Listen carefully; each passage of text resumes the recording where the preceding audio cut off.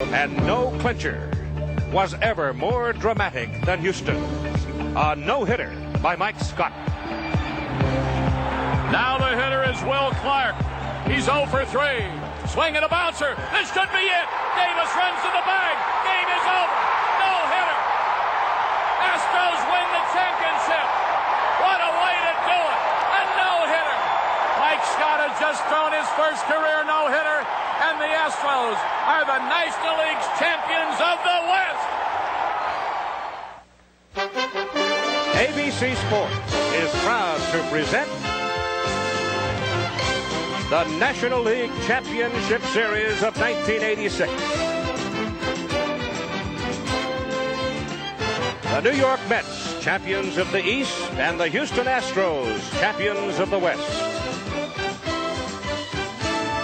In the opening game, the pitchers, Dwight Gooden for the Mets, they call him Dr. K for good reason.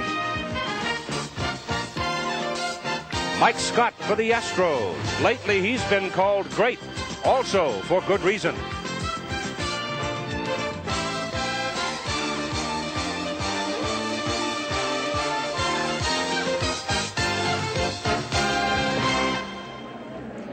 When it opened in April 1965, it was called the eighth wonder of the world, the Astrodome. It was so impressive, even the name of the primary tenant was changed from Colt 45s to the Houston Astros. That's part of the compromise, I guess, of moving the game of baseball indoors.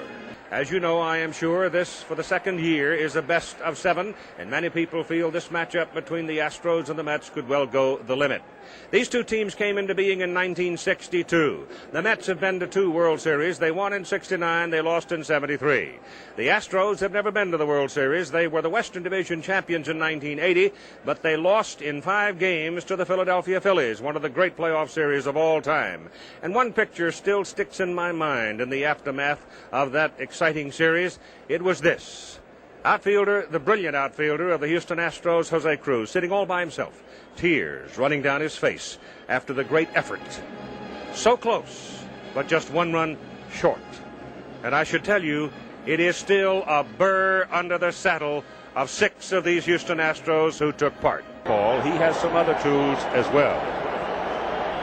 He's got an outstanding fastball, but his split-finger fastball is the pitch that's really turned him around. As a matter of fact, Tony Gwynn, fine hitter of the San Diego Padres, put it best. He said if everybody in the league threw the split-finger fastball like Mike Scott, then the hitters would be out of a job, and all you'd need would be pitchers and catchers. That's how effective he has been this year. And he freely loves to advertise the fact that he doesn't know where it's going either. That's right. All right, the Mets are ready to go. Swing and a miss, and he struck him out.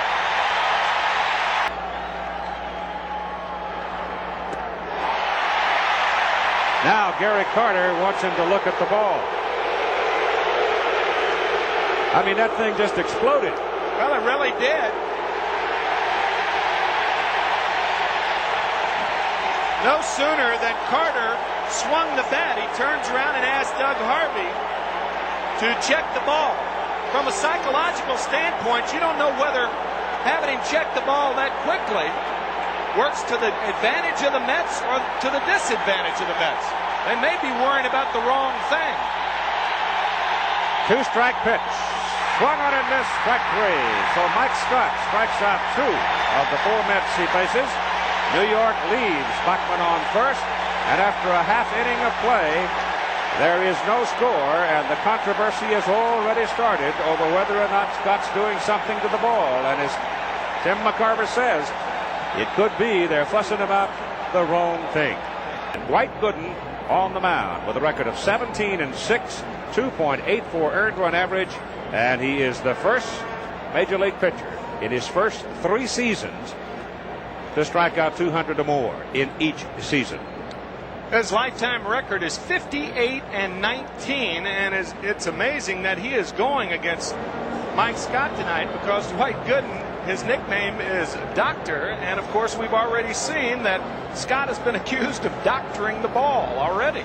The split-fingered fastball was part of the conversation I had with Mike Scott. Here's what he says about it. It's the exact same motion as I use when I throw my fastball. I think that's why it's been so easy on my arm this year. There's no tricks to it. It's exactly what the pitch says. I split my fingers and throw a fastball. Are you among the legion of pitchers, even though you've had a remarkable season, that ball may be a little hotter this year than it has in times past?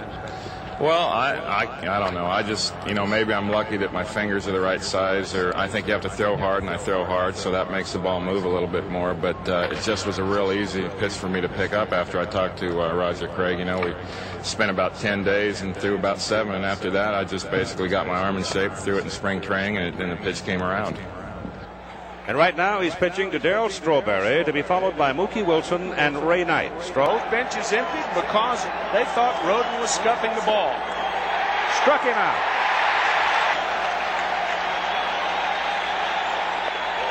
High fastball struck him out. Scott now has struck out 4 in a row. Now the hammer throwers in the Houston batting order, as Dwight Gooden comes high and tight to Glenn Davis, who had 31 home runs and 101 runs batted in for Houston this year. Kevin Bass will follow, and then Jose Cruz.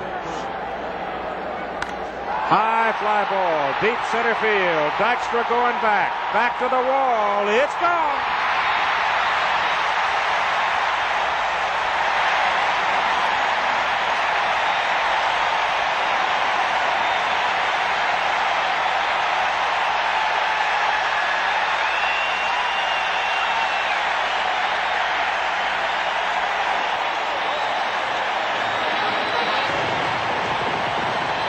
He put it right in his wheelhouse. He threw the best pitch that Dwight Gooden can throw, a high fastball. You talk about power to power. It's an old cliche, but applies here. This ball has hit a ton to center field. And it's 1-0 Houston with Kevin Bass coming to the plate. American League, you have the DH. How true. Swings and misses and strikes out.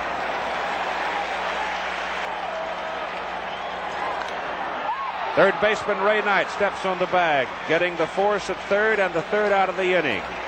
So Gooden struggles some. The Houston Astros break through and score on Glenn Davis's home run and lead after 2, 1-0. San Francisco that he nails his no-hitter. Yeah. And clincher. Oh, great play by Billy Doran. Relaxes, and then he goes back into his training regimen and gets ready to go back to work. And he swings and misses, striking out. Great Scott. He has been that this year. 3-2 pitch. Sharply down the right side. Great play, Hernandez. Gooden covers it, and Hernandez throws him out. Is there anybody better over there? No. I've never seen anybody better.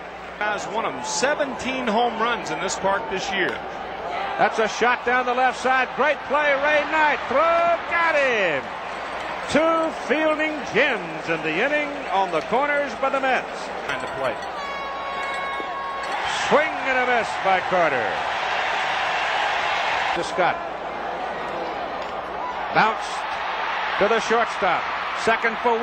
Back to first. They get the double play, and once again, Gooden dodges a bullet. As in the second inning, and now in the 4th inning, the Astros have the bases loaded with 1 out and can't break through against him. Picture will adorn the backdrop on the David Letterman show. Swing and a miss. And that's strikeout number 7 for Mike Scott. Punches it on the ground. Shortstop has it. Throw to the plate. And Hatcher is out. Out number 2, and down at first base, Walling on the fielder's choice. So the drawn-in infield in this instant pays off. Lifted to left field. Cruz going back. Turns his back, makes it over the shoulder catch against the wall, and Dykstra has to hustle back to first. Full count. Dykstra goes. Good break. And the throw through to second base as Hernandez is called out by Harvey and did not like it. Well, I don't think Ashby liked it either. Hernandez very upset, and umpires obviously have a longer fuse during the playoff series. A quick call. Harvey calls it a strike. Now you can see Ashby doesn't know, so he figures I'll throw it anyway. Obviously, if it's ball 4, then he doesn't want to throw to second base. Dykstra does have a stolen base, and Hernandez is continuing. He is not pleased, though the pitch, it was on the black. Well, it was a very, very close pitch, I'll tell you. Yes, it was. Now it's Gary Carter. 3-2 to Carter. Strike 3. 9 strikeouts. He has struck out Gary Carter 3 times. In the middle of the 6th, it is 1-0. The Houston Astros leading the New York Mets. Well, there's one of the senior members of the umpiring corps of the National League. And Keith Hernandez came out to his first base position still steaming. But let's go back to Gary Carter on the pitch he struck out on. This ball is right down the middle of the plate. And you remember we were talking about the psychological advantage of the split finger fastball. That was a regular fastball right down Broadway. And Gary Carter was the first to take issue with Doug Harvey earlier in the ball game. And he just took that pitch, and with a man in scoring position, you rarely see Carter do that. Bass runs. And Cruz strikes out on a fastball eye high. Count now on Scott. He's gone. Struck him out looking. So the Astros strand 2 more. They'd have now left 7 on base, and they lead 1-0 after 6. By the Mets in the 1980 free agent draft out of Los Angeles. I don't know if he swung at a strike or not. I don't think so. He strikes out anyway.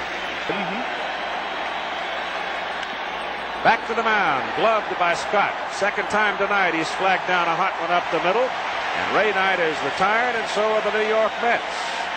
So in the middle of the 7th inning, it is still a 1-run ball game. Houston leading 1-0. He struck out Hatcher, and he may have done it on a pitch out of the strike zone, but he did it with a blazing fastball. Nice. Then you know you got to listen. Walling swings and misses and strikes out. So Gooden now with 5 strikeouts in the ball game. He's heating up. Young Italian, Brooklyn born. Swings and misses and strikes out, and Scott has 11 tonight. 1 out. Base is empty. Up the middle it goes. Hits the mound. Slows it down. Goes through Reynolds. And let's look back to Scott here quickly. He's a little slow to get up. He came down on his right hand and arm. In the Houston bullpen, 1-0 Astros lead. Ball is hit to the right side. Great play, Gorin. Back to first, throws it in the dirt. Davis can't handle it, and there are 2 Mets aboard. 1-2 to Backman. Swung on and missed. He has 12 strikeouts. And more importantly, perhaps under this circumstance, he has 2 outs. Struck him out.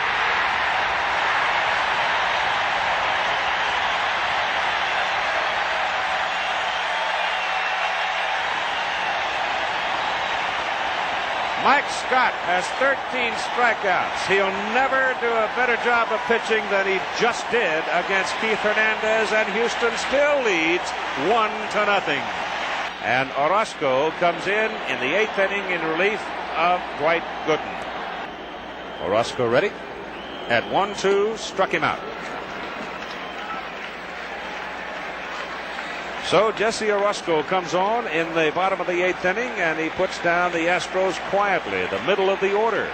And going to the 9th, it's 1-0 Houston. Third base way. Walling's throw on the money. Championship series. Strawberry hits it hard. It is on a bounce and flagged by Kevin Bass. And that's base hit number 5 for the Mets, and they're still alive with Darrell on first base. Two-strike pitch to Wilson. Strawberry goes. Pitch is high. Throw too late. He's stolen it. Boy, I tell you, this game for a 1-0 ball game has had everything in the world in it, hasn't it? Great defensive plays.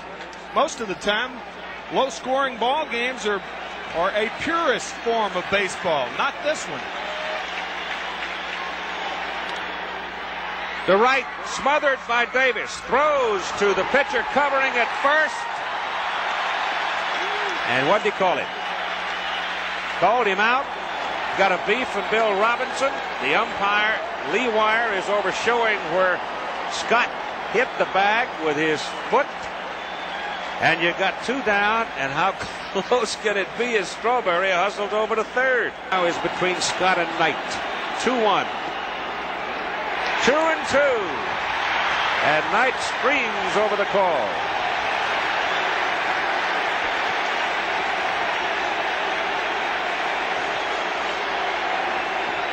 Well, we'll see if Ray has a legitimate beef or not.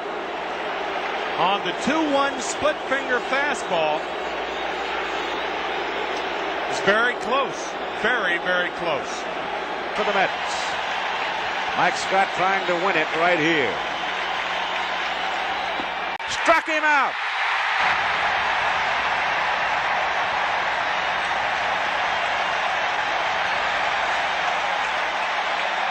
That's strikeout 14. It ties the National League Championship Series record. The Houston Astros have defeated the New York Mets by a score of 1-0 on a 5-hitter by Mike Scott.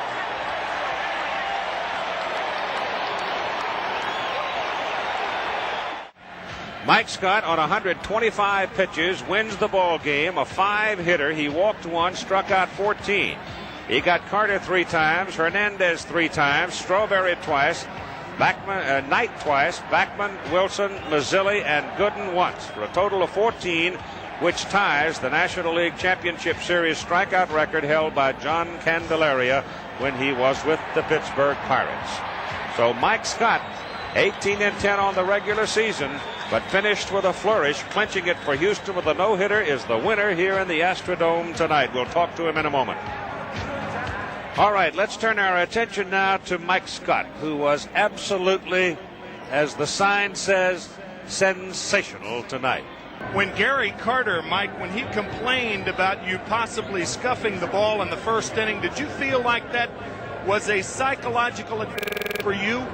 Well, I don't think it makes any difference to me. That's been going on ever since I learned the pitch, and it certainly wasn't a surprise that he did that. They've been talking about it for a month, so I don't think it makes any difference to me. If they think I'm doing things like that, I think it helps me. The opening game will be hard to top, but the New York Mets and Houston Astros will try. Tonight, Game 2 of the National League Championship Series.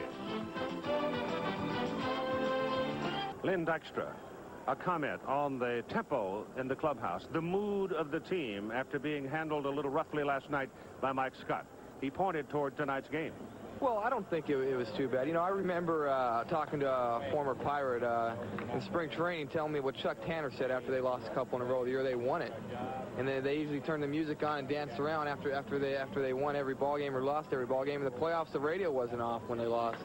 And Tanner walked in and said, "Hey, turn that radio back on. We're not changing a thing here." And that's what I thought of when we walked in that clubhouse last night. You know, the mood's good in there. You know, that's one game. We got over the split. We go back to New York. We'll be fine. And on the mound, the Express. You need a wagon to haul his personal records around from his career in Major League Baseball, Nolan Ryan. And when he was a sophomore in high school, the scouts were hanging around saying, "Kid, you got a Major League fastball."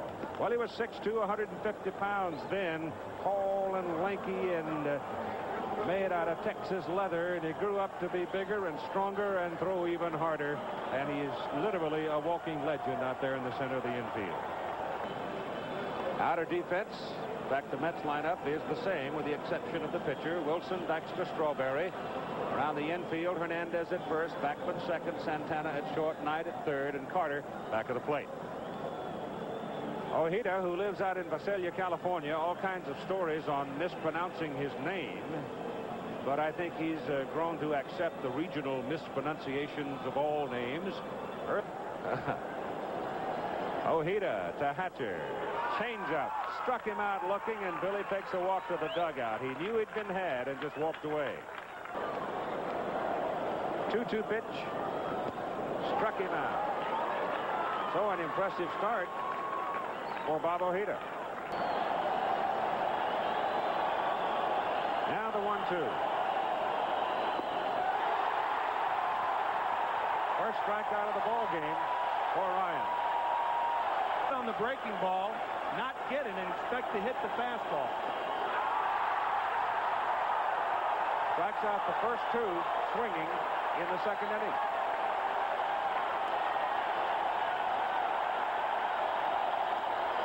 That ball is going to drop for a base hit. No, it didn't. Oh, what a fine play by Billy Hatcher. It looked like it was sinking, and at the foot speed of Hatcher. An inning and a half, and there is no score, and watch this catch by Hatcher. That's the advantage of playing the count with 2 strikes. And his big break came in the trade that brought him to Houston. Change up is drilled up the alley. It's going through, goes to the wall. Bass on his way to second, and he stands with a double, his second double of the series. Cruz 1 for 3 last night and goes right up the middle. Bangs it off Ojeda. Santana comes up with it. They make a play at third as Bass had gone past the bag, but he reaches back in time. And it's a base hit for Cruz.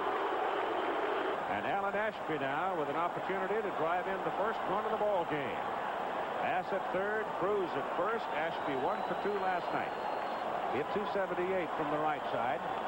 Little check swing, tap back to the mound. They'll make the play on Bass, who broke for the plate. Ojeda coming down, tags him, and rolls around on the ground, but he's all right. So Ojeda is in the heat of the battle here, isn't he? He made the play himself, and that may have been the only play he had. First, you're trained to come home on a ball on the ground. However, you must use your own judgment on a high chopper like this. So Bass runs into an out. Now, I'm not saying that Ashby wouldn't have been out at first base had Bass not tried to score, but instead of first and second, the Astros would have had second and third. No score. Bottom of the second inning, that ball is hooked, hooked, hooked. Foul. Again, close. 2 down and 2 on in the bottom of the second inning. Strike call, Fonz gone, side retired. Astros strand 2. Ball game.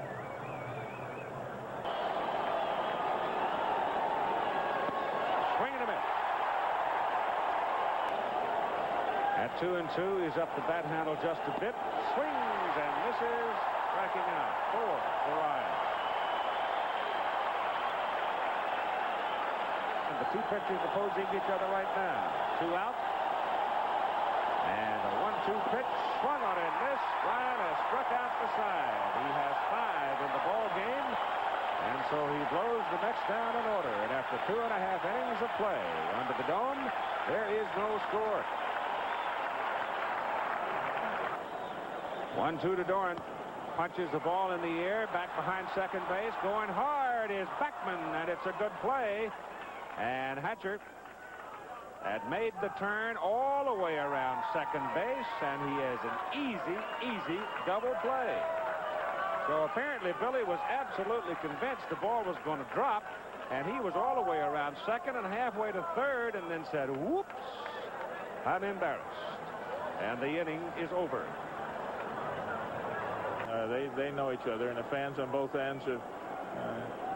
there we go. Up the middle, bouncing into center field. Base hit for Wally Buckman.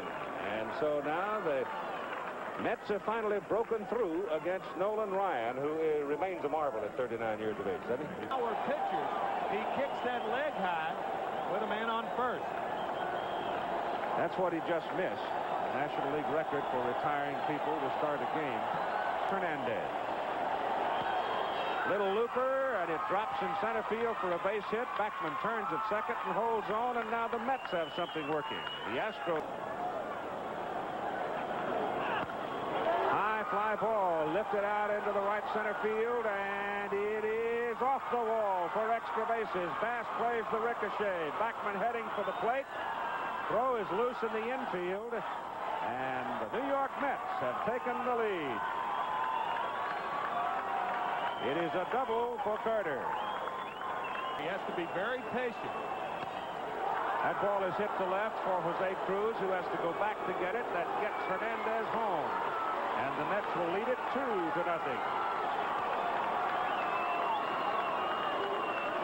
2 down now. And Keith, again, Nolan Ryan did what he wanted to do. He threw the ball out of the strike zone, but Strawberry just tomahawked that high fastball to drive in Hernandez. 1 on. Carter at second. Hernandez having scored. That ball is hit out into the left side, and Cruz, a fine running catch to retire the side. But the New York Mets break through at the top of the 4th inning and take the lead 2-0. Now, Look him out.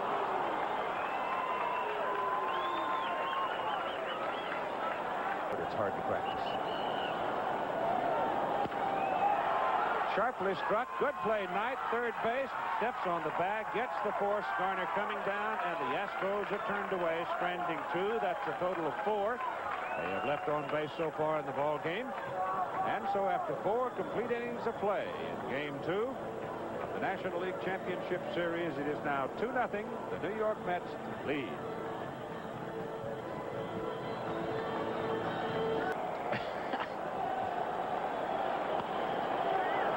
Loop to right, base hit. Kevin Bass plays it on a hop and quickly back. And Santana is aboard with the 4th hit of the game off Nolan Ryan. He's going to try the bunt one more time and gets it down. And Garner whips it to second. Back to first. Got him at second and missed him at first. Boy, that was close at second base.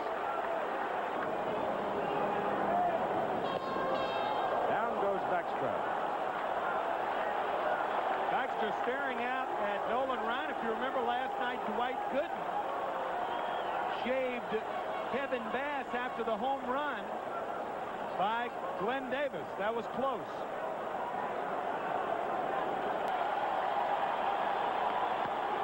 Hit in the hole, past shortstop, into left field. Base hit, Ojeda to second, and Dykstra is aboard at first. One of those heading that way. Right-handed pitcher. That ball is grounded to center field. Base hit.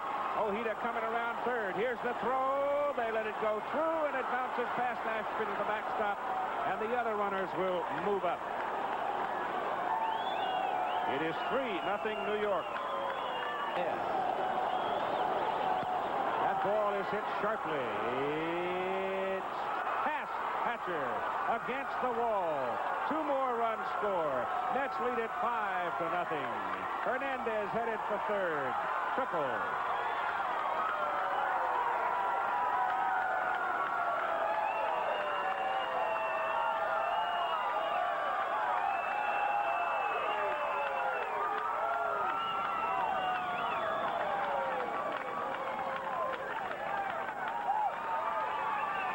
And a bit of gloom now settles over the Houston Astros dugout. But it is a big inning for the New York Mets as they add 2 more runs to their total. And now in the middle of the 5th, lead the Astros 5-0. A former pitcher of the Red Sox. Well, Pankovic strikes out and is the 5th strikeout victim for Ojeda tonight. Goes as a single for Doran, advancing on the throw. Runners on second and third now, and Bill Garner is the hitter, and he hits a fly ball to center field. Well back to the track, making the catch, Dykstra for the 3rd out. All right, the line score in the ball game to this point as we go to the top of the 6th. The New York Mets 5-7-0. The Houston Astros 0-6-1. Nolan Ryan has departed after 5 innings of play. 7 hits, 5 runs, all earned, walked nobody, and struck out 5.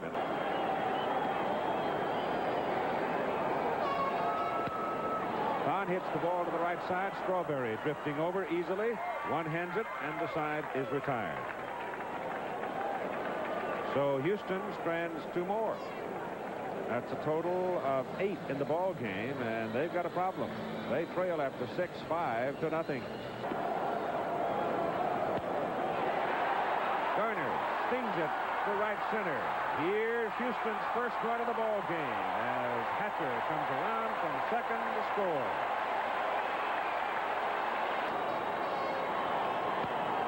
Davis hits it sharply to the shortstop Santana.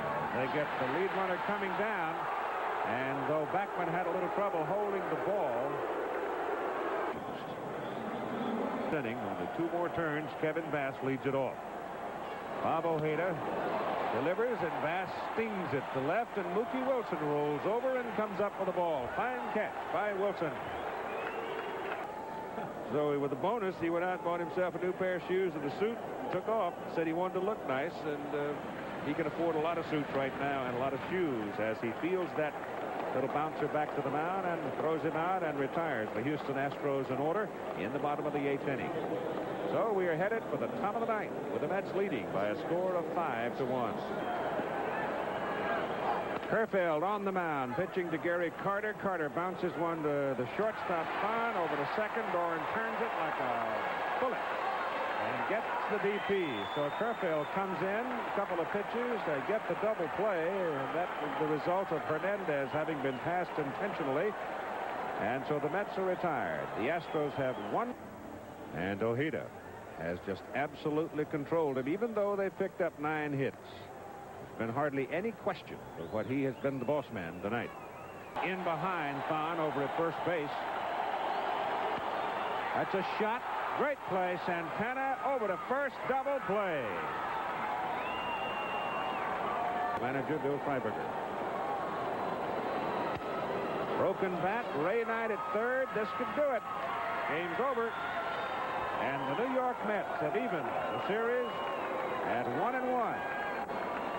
With Bob Ojeda, the dominant figure in tonight's ball game. Pitching, he gave up 10 hits, but he kept them scattered, and most of them came at times when it meant nothing offensively. And so the Mets beat the Astros in game number 2 by a score of 5-1.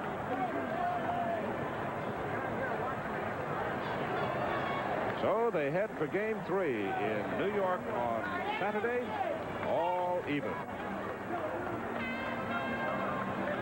Thank you very much. Though they are talking about having some baseball played in the Soviet Union, maybe one of these days the Moscow subways will haul you to the ballpark too.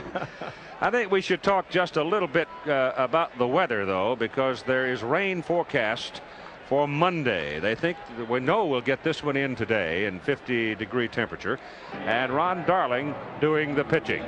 And before we get ready to go, let's spend a moment with Tim McCarver as he talked with Kevin Bass, the colorful right fielder for the Houston Astros.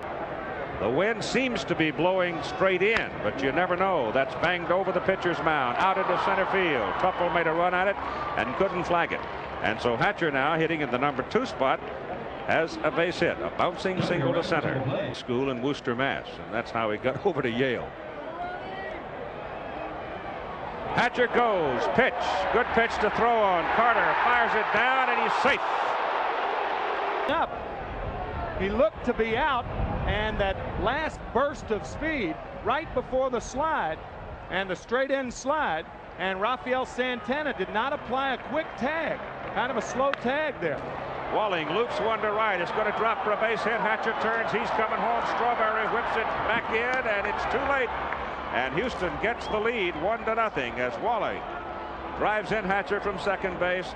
And there's the aggressiveness of the Houston Astros surfacing early in this ball game. And that run off Dwight Gooden to beat the Mets 1-0 in the opening game. The pitch outside and coming to the backstop, and Walling moves on down to second base.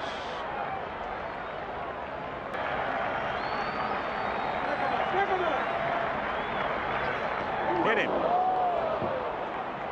In order to control that split finger fastball. Strike 3. Breaking pitch, looking inside corner. The gap remains left center field for him. And he goes the other way into the hole at shortstop, into left field for a base hit. Here comes Walling around third, and he will score. It's 2-0 Houston. Glenn Davis, second base, throw back on him. They got him.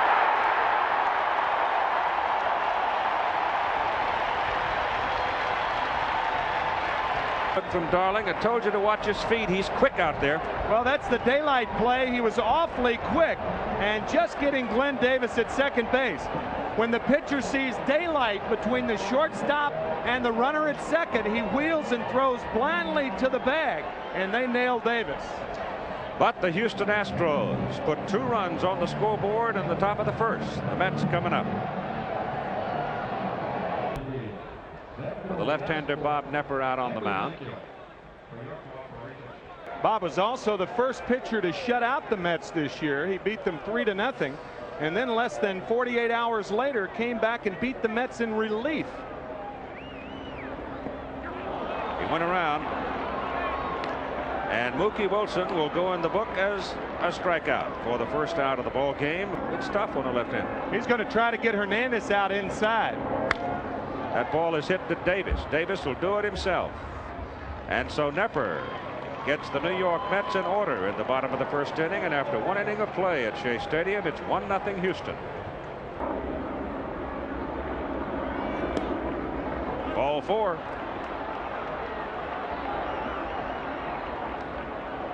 So he's hit a man, and now he has walked a man. He has been touched for 3 hits. Hernandez to the mound to talk to him. Had the conehead mask that they wear. Never know where they might turn up. Bill Doran, top of the order now, up for the second time. Grounded out to first base, his first time up. And he hits the ball well. Going deep to right center field. It's gone. A 2-run home run by Bill Doran, and it's 4-0 Houston.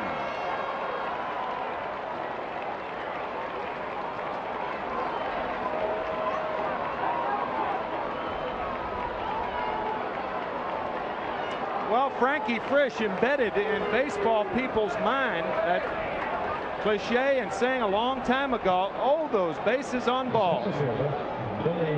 He got all of this one. Sometimes a walk is better than what happened here, but a walk led to the home run by Doran. He was looking for a fastball and hit it a ton. Hatcher drills one to left field. And Mitchell picks it up, runs it back in, and so the Astros are jumping all over Ron Darling here early on, and Mel Stottlemyre is quickly out of the dugout on his way to the mound for the Mets. 5 hits now off Ron Darling, and a 4-0 lead for Houston. So the Astro bats that were silenced by Ojeda. They have already doubled their run production for the first 2 games. Yeah, in 1 2/3 innings of their first 2 ball games. Runner goes. Carter's throw. Hatcher's 2 for 2. He beat Darling on that stolen base. And what? Darling swings and misses and strikes out to end the inning. But the Houston Astros get 2 more, and after an inning and a half in game 3, they lead 4-0. Swings and misses. He struck out on a pitch. It was out of the strike zone. Well, that's the 5th time that Strawberry has gone down on strikes. Number 22. And we mentioned the other night, when you flail at a strike one-handedly, you're not swinging the bat very well. And as you see, Strawberry way out in front of that pitch. His career never bailed out. Bass patient, works Darling for a base on balls.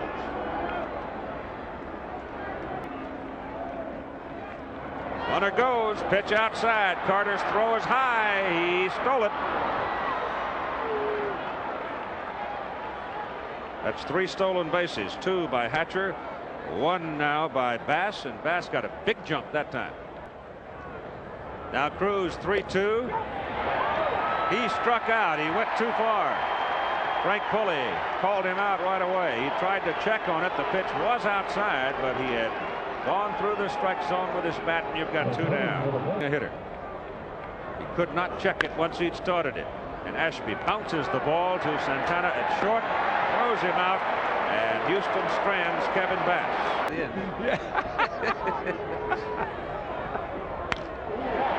Pulled a string on it, and Wilson stings it to left, but Jose Cruz getting a good break on the ball, runs it down, and the side is retired in order in the bottom of the third. Come in on the ball, and it's easier to come in than go back.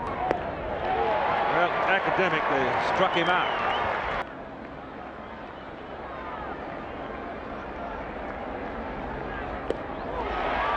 Struck out 2 in a row.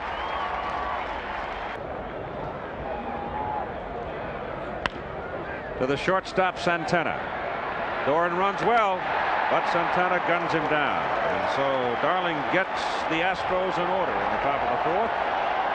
And after 3.5 innings of play, the Astros lead the Mets 4-0. Right side, Bass angles over and makes the catch. And so the Mets are turned away, stranding 2, and after 4-0 Houston. Ball is hit sharply toward the corner in right. Strawberry going, fine catch. Bounces off the wall and comes away with it. The Astros strand Glenn Davis. They have left 4 on, but they lead in the ball game 4-0. Stop, Rafael Santana. Ashby. Second baseman Doran flags it down. Sounded like Mookie broke his bat and didn't have a whole lot on it. So the side's retired. The Mets are turned away. 4-0 Houston. Back after this word from your local stations. Right-hander Rick Aguilera comes on now in relief of Ron Darling in the top of the 6th inning. As you see from this graphic, he was effective after the All-Star break. The story about Fred Akers being in trouble with his job. That's a bouncing ball tonight at third. Goes to second, 1 back to first. Double play. Hernandez had the ball in front of him. High chop. Walling can't get it over his head. And Mitchell takes a big turn at first and then holds on. The pitchers being allowed by the umpires to blow on the hand. 3-1 pitch coming. Looper out into short center field. Hatcher can't get to it. Ball drops for a base hit.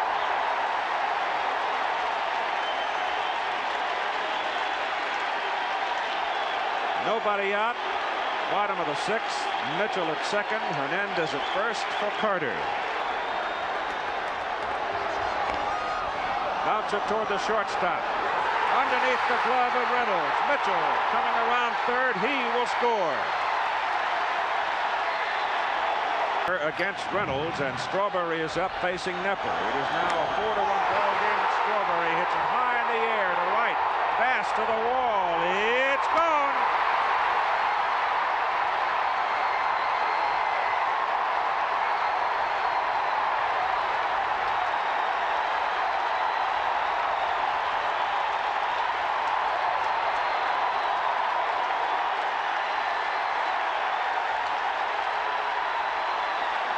The score is tied.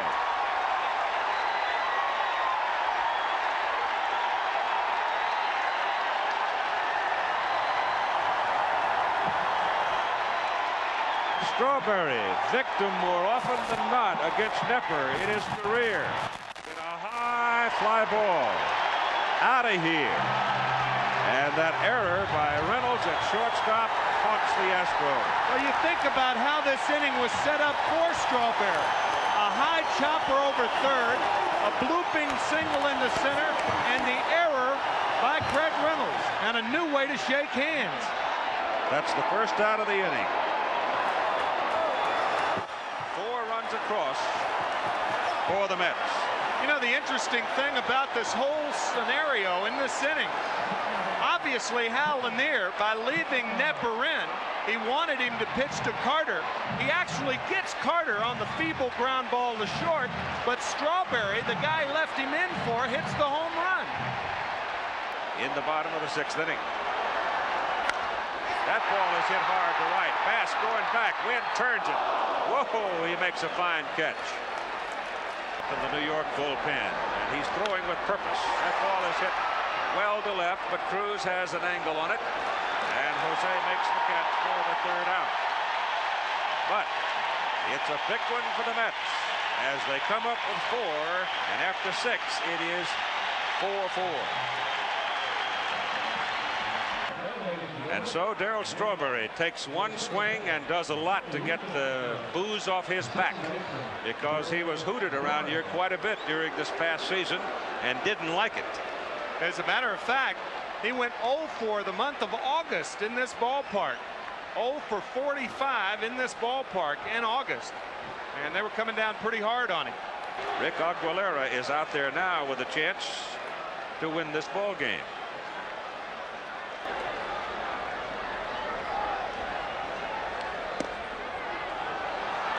He walks Bill Doran on 4 pitches. Ball game. Puts it on the ground. Third baseman Knight comes in, doesn't get a handle, throws it away. Ball goes skittering down the right field line. Strawberry retrieves, and Doran, the lead runner, moves all the way to third. Denny Walling at the plate, hits it sharply. Second baseman Tuffle goes to Santana, back to first. Safe at first base, so the run scored. And the Astros go back into the lead, 5-4. Well, why in the world Tim Tuffle looked at home first? That's why this play was close. He appeared to be out at first, but Tuffle looked at home first. And when infielders are in double play situations, you're back to get the double play. He appeared to be out, but that really has nothing to do with it. Tim Tuffle fielding the ball and looking home first made what should have been a routine double play into a fielder's choice. Again, the look at first base. And again, it appears the man is out. But he was called safe by the first base umpire, Dutch Renner. Houston. Strike call. And Davis is gone. Up the alley. Run down by Mookie Wilson.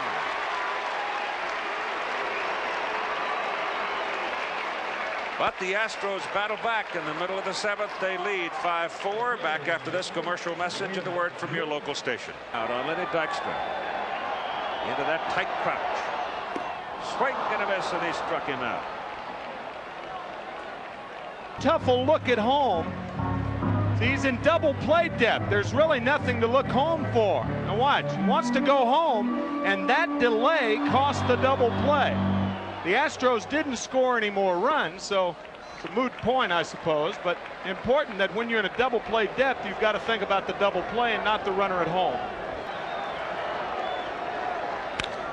Hit the center field. Hatcher drifts back, makes the catch, and Nepper gets out of the inning, getting a very dangerous man on a fly ball to center. And after 7, Astros 5-4. Jesse 8-6 on the year. He pitched a perfect inning, as Keith said earlier, at the Astrodome. You might see Thon and Lopes both if somebody gets on. Cruz out on a pitch on the outside corner, called strike 3.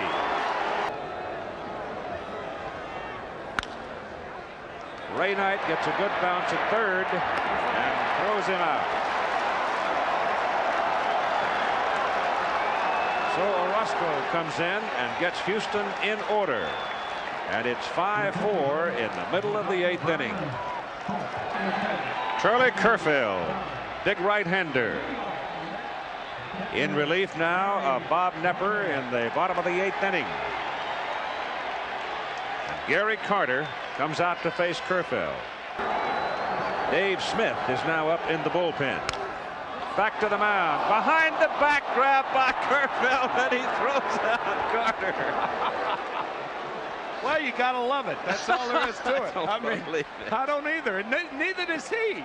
But watch him catch it. It's part of the act. I'm telling you, he catches it. Now watch what he does to Carter. Watch. She's gonna point to him.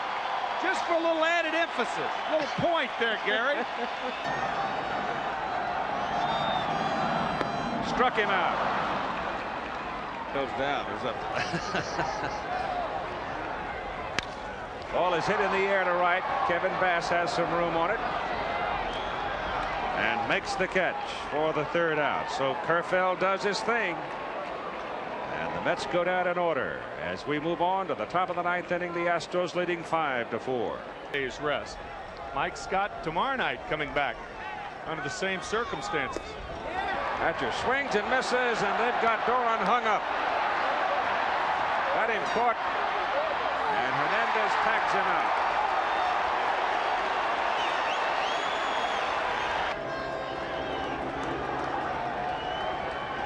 Hatcher goes. Swung on and missed. Strike three. Side retired. So it's 5-4 going to the bottom of the ninth inning. Back after this commercial message and a word from your local station. The crowd up on their feet, shouting to the heavens as Wally Backman, Danny Heap, and Lenny Dykstra will come to the plate for the Mets. Houston leads it 5-4. Backman up for the first time in the ball game.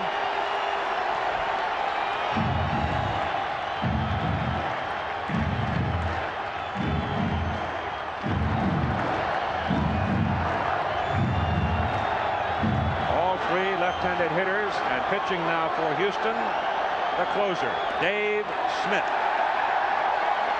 And the first pitch is ball one. Never started Kerfeld an inning. Now it's Dave Smith. Ball is bunted by Backman. Roll toward the first baseman, and Backman goes out to the extreme portion of the baseline, and now Hal Lanier is going to scream about it as to whether or not he left. They're going to say that he went out of the baselines to avoid the tag. That's Lanier's argument right now. Now watch Wally Backman. Now obviously you can do this on a single to the outfield, but it's questionable as to whether you can do it to avoid a tag.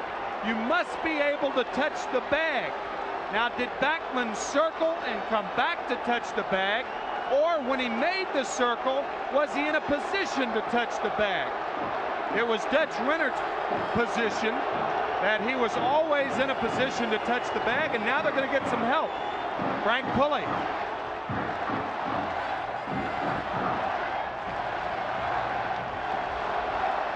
Frank Pulley, the plate umpire. It was Dutch Rennert's call, and he called him safe.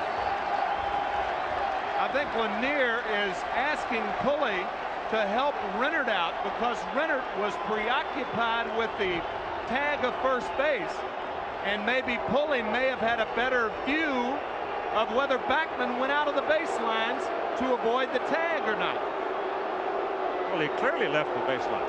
Yeah, you can do that. You can do that on a single. You see guys sweep around in the whole bit, but if you're doing it to avoid a tag, then it's another thing. So that's why those two lines are right there. Now he did go outside the line there, but he was able to come back and touch first base, and that's what the umpires have concluded. And so it is a bunt single for the leadoff man, Wally Backman, and here is Heap for the ninth inning. One strike to Heap, and that pitch is inside, and it gets off the glove of Alan Ashby and rolls to the backstop, and Backman goes to second, and now it's advantage Johnson.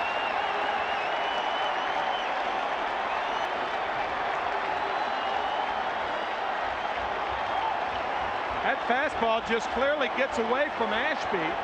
It should be a pass ball. A lot of times when the hitter puts the bat up in front of the catcher's face, he loses the sight of the ball. It blocks his vision. It is a pass ball on Alan Ashby, because that's what you'll get.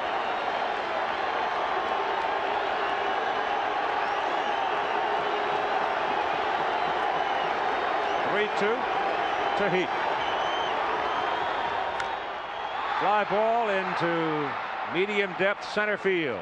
Backman comes halfway down and now goes back to second as Hatcher makes the catch, 1 out.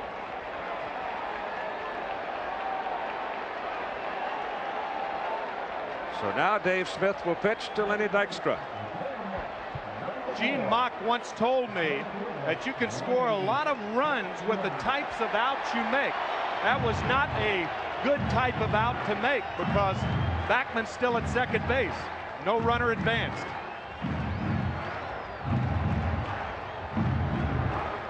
With Dykstra up, Mookie Wilson now to the on-deck circle and 1 out. 5-4, Houston lead. I'd say no types of outs are nice to make, but if you do make them, you want to at least advance the runner, especially in this situation. Dykstra fouls it back. Strike 1.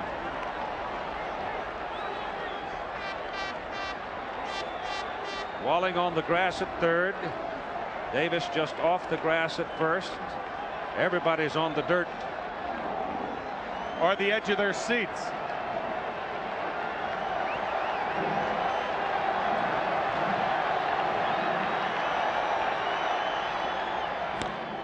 Hit to right.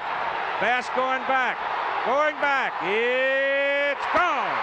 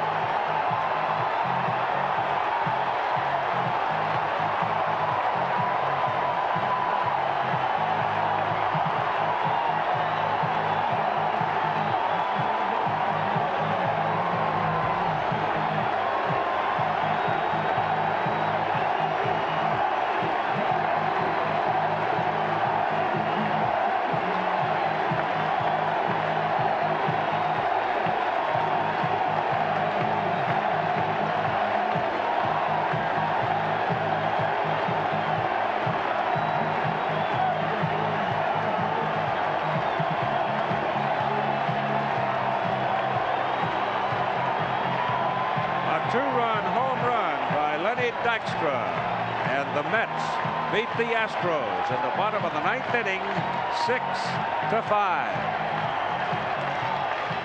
and take a 2-game-1 lead in the National League Championship Series. Dave Smith, the ace of the bullpen for Houston, throws a fork ball, and Lenny Dykstra hit it out as the Mets win 6-5. Lenny Dykstra, the man they call Neil from the Mets ball club, is waiting. Now the pitch, and a high fly ball hit the right field. It is fairly deep. It's way back by the wall. He did it! It's a home run! A home run! The Mets win the ball game. Dykstra hit the home run. Then Dykstra hit a home run. This ball game is over. He just has that great ability to maintain his concentration. I think a lot of people, they talk about going to another level. I don't think they go to another level. I think that what happens in LCS and World Series play, people tend to not be able to perform as well as they can. Lenny's always had the ability to play as well in tough games as he has throughout the season. That up as you watch Sid work tonight.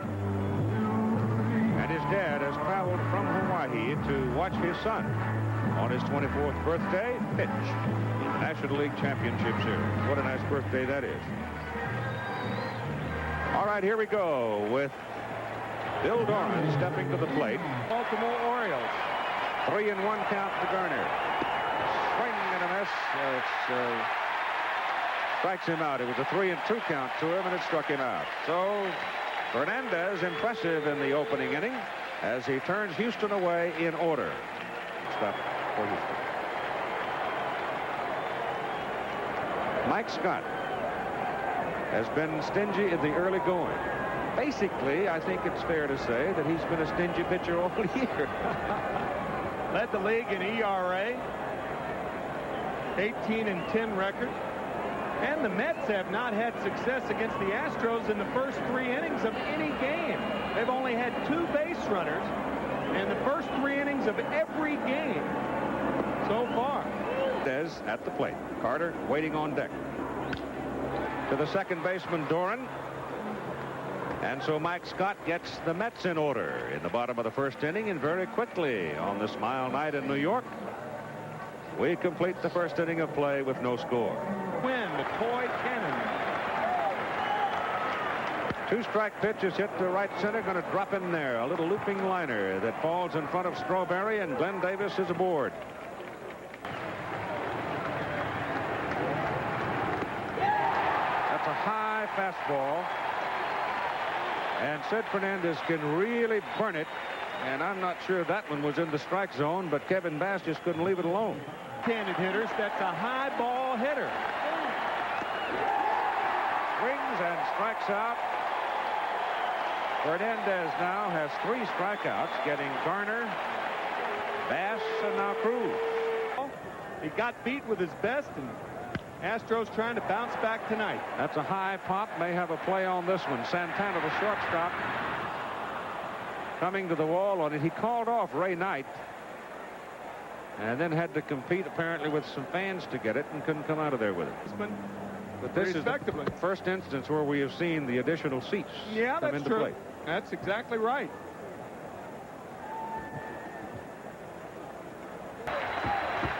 (3-2) to Ashby. Davis goes. Pitch is swung on. Hit to left. Left fielder going back. Wilson hustling. It's gone. Home run, Ashby. How do you do? Well, the New York Mets adding those extra seats, obviously, for extra revenue.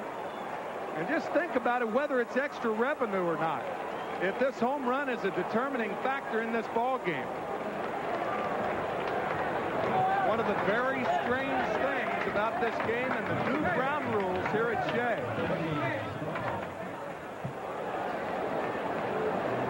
Davey has a bit of a stricken look as a result of it, too. Yeah, because he's used to seeing those foul balls caught down there.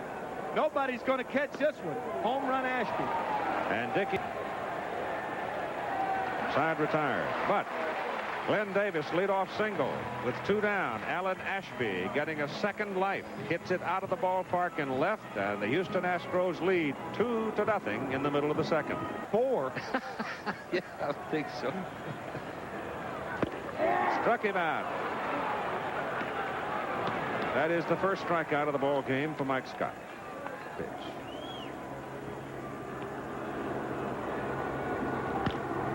The shortstop, Thon, has a chance. Oh, bad bounce. Good play, Thon. Talk about quick hands. Wow. So Mike Scott's retired the first 6 Mets he has faced. He just gave him some heat and struck him out. 3 Eastern time here on ABC at Shea Stadium, and Hatcher has hit that ball high to right center field where Dykstra runs it down and makes the catch, and so Fernandez retires Houston in order in the top of the 3rd inning. And after 2.5 innings of play, it is 2-0 Houston leading. And he knocked it all the way downtown St. Louis for 3 runs. And Fernandez hits it on the ground for the first baseman Davis, bobbles the ball, and Scott, the pitcher, is over to get it. And Glenn had to double clutch that one to get it over to the pitcher covering at first base. But Mike Scott retires the first 9 Mets he faces.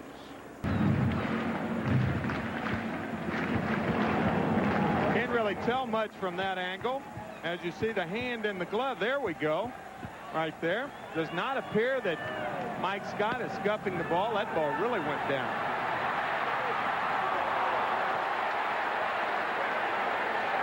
What are they going to call? Interference?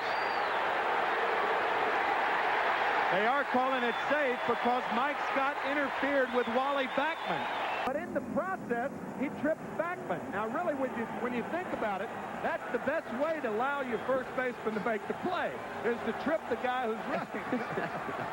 But obviously, that was unintentional and a controversial play. Backman goes. Hernandez swings and misses. The throw, not in time. 2-2 pitch to Carter. He went through there. Strikes out. So right now, Mike Scott's got Gary Carter buffaloed. There's no question about it. He handled him in the game 1, and he's handled him so far tonight. And so there is still some effect of being hit And Lou's having partial vision in that left eye by Thon, and he just nailed that one, and it's gone. Home run.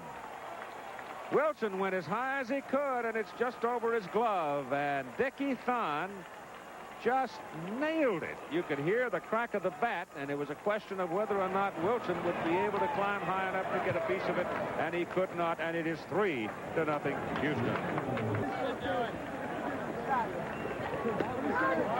Slow curve comes drifting in, and Mike walks away. I have for it, and I guess I'm a purist from that standpoint. Well, when you're playing the game, you should play all the games. Well, it's off, but Mookie Wilson calls him off of it, and Mookie makes the catch for the 3rd out. But the Astros get one more on Dickie Thon's home run, and they lead it 3-0. Right now, Scott pretty much has things his way as he strikes out Darryl Strawberry, and that will tie him with Tom Seaver for the National League Championship Series strikeout total in a series at 17. Tom said it in 1973.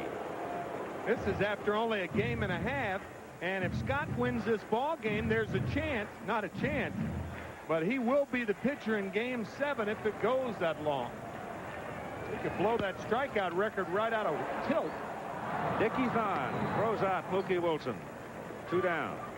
McDowell, on the other hand, is a right-hander and is sneaky fast with a very good sinker. That's the first base hit of the ball game. Ray Knight, sharp little left field, and the Mets finally have the first hit. The bullpen. Popped up on the right side. First baseman Glenn Davis. Fair ground, makes the catch for the 3rd out. So Heap will go back to the dugout, and we'll see about Fernandez. It's 3-0 Houston. Back after this word from your local stations. A left-handed hitter as a right-handed pitcher. Just sail a little bit. Struck him out.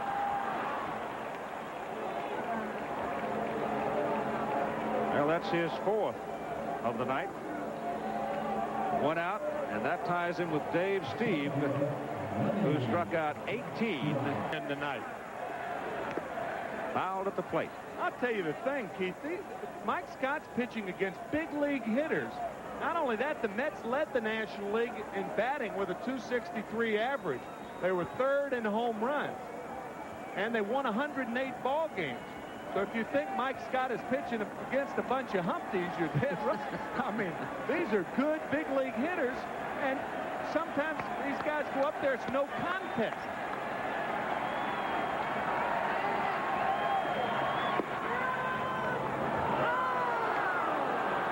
One count. Wow.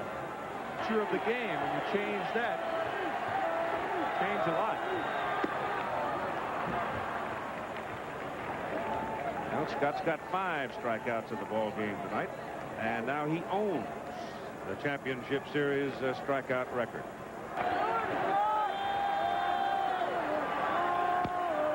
Bouncer to the first baseman Davis. Glenn will do it himself, and the side is retired.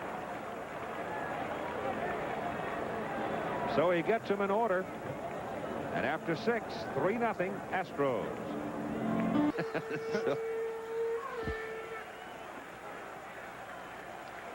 You know, scuffing really a new term in baseball. It used to be the only thing you had to deal with as far as illegalities of pitchers. Slippery elm, moisture. That's what made it go down. But now it's a legal pitch when you can split your fingers and make a ball do what Scott can make the balls do. Towering pop-up. Bill Doran, the second baseman, and 1 out. 1 to him.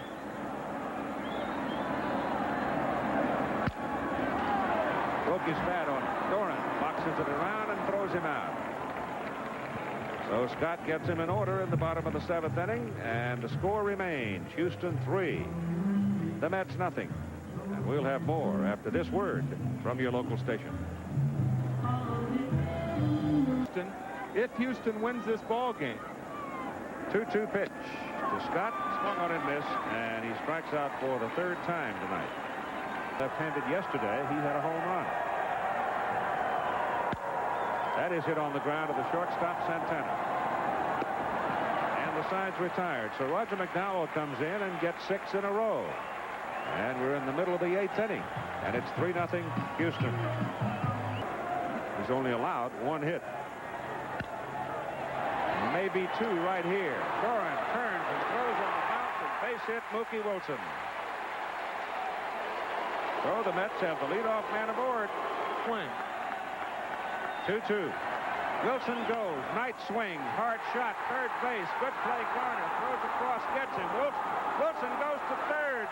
And the ball gets loose. And backing up is Thon, the shortstop. And daring base running by Mookie Wilson. Yeah, daring, especially when you're 3 runs down. Ball is hit in the gap.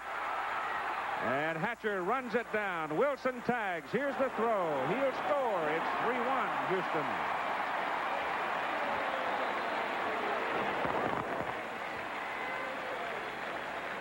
Two down. On Heap's sacrifice fly to Hatcher. Well, it's kind of a moral victory for the New York Mets to get a run off Scott. The first one yielded in the 16 2/3 innings that he's worked so far. But they would give Danny Heap that fly ball. They wanted, as far as the Mets were concerned, they wanted an extra base hit out of it. The run's fine, but time's running out. Howard Johnson's wife, Kim. That's hit to Kevin Bass. Moving in right field, he makes the catch. And the side is retired. But the New York Mets get a run. And headed for the 9th inning, it's 3-1 Houston. And the Mets have got a run, and now here is a foul ball that was bounced into the dugout, and you watch the New York Mets examine that thing. They're going to look at it and look at it and look at it. Tim Tuffle, Rafael Santana examining that ball, hoping to find something. Look at Rafi. He said, wait a minute, I think I got something. Bobby, you check it out. Ronnie, what do you think? Nope, can't find anything. They used Orozco yesterday. Bouncer, third baseman Ray Knight steps on the bag, forcing Walling coming down, and the Astros are turned away in the top of the 9th inning. One more turn for the New York Mets. Houston leads 3-1. We'll be back to Shea Stadium after this commercial message and the word from your local station.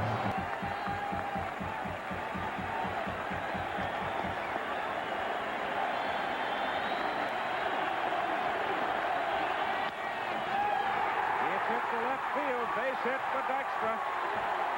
Cruz brings it back in, and Lenny's aboard. That is the 3rd hit of the ball game for the Mets. Hold Dykstra at first. But Scott knocks it down, throws him out at first base. That's 1 out as Dykstra goes to second. Well, what a nice play by Mike Scott. Had that ball gotten by him, it's easily a base hit. As you see the bunt play, watch Scott dive for it. He cradles the ball and just gets backman. You saw Hal Lanier on the top step. What he was doing was telling his outfielders to throw the ball to second base. 2-strike pitch. Bounce to the second baseman, Bill Doran. Throws out Hernandez. Dykstra goes to third. 2 down. Bat has been quiet. That ball is hit high in the air to center field for Billy Hatcher. This should do it. Game is over. Mike Scott has beaten the New York Mets for the 2nd time in the National League Championship Series. A 3-hitter tonight, and the Houston Astros win it 3-1. The series is now even at 2 games apiece, and for sure will go back to Houston. So, Hal Lanier sent his stopper out, and he did the job. 3-1, your final score.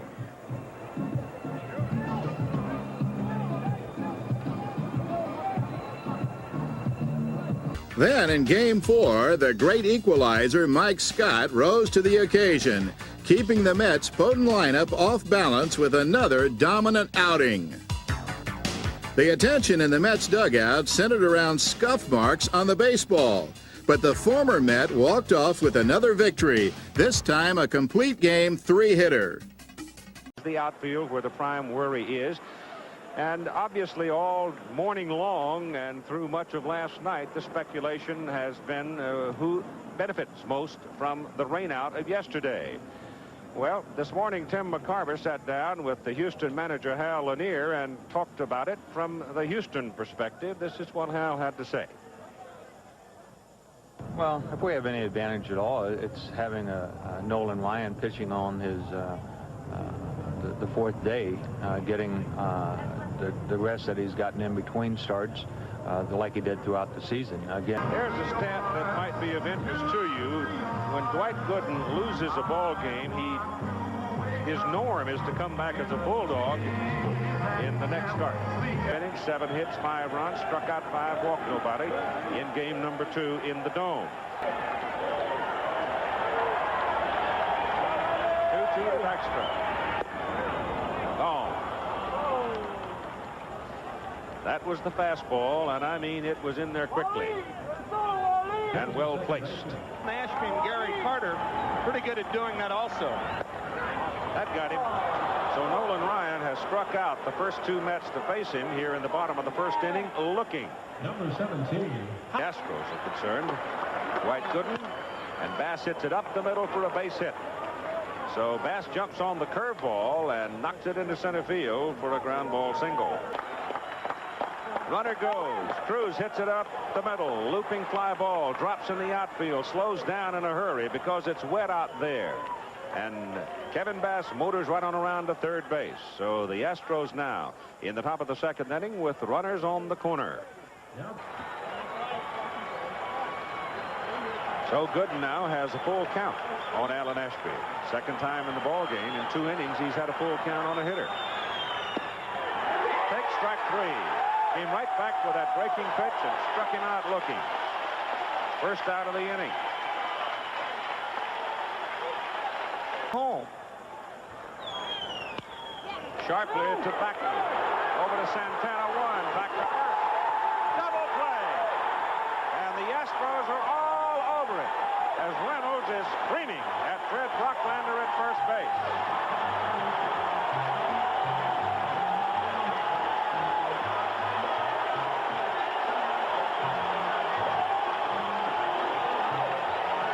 What made this play close is the throw that Backman gave to Santana. Watch.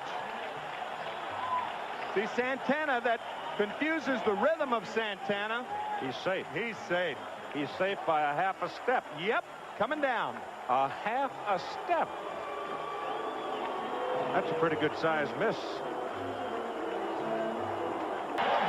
Let's go back to the inning-ending double play. Cruz couldn't get to Santana, and the throw now. Watch the ball and watch the foot of the base runner. Oh, yeah. Easy. Safe, easy. As you said, a half a step, maybe more.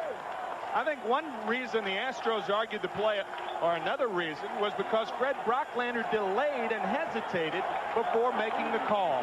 Than the tobacco juice. Strike 2. Comes with the heater.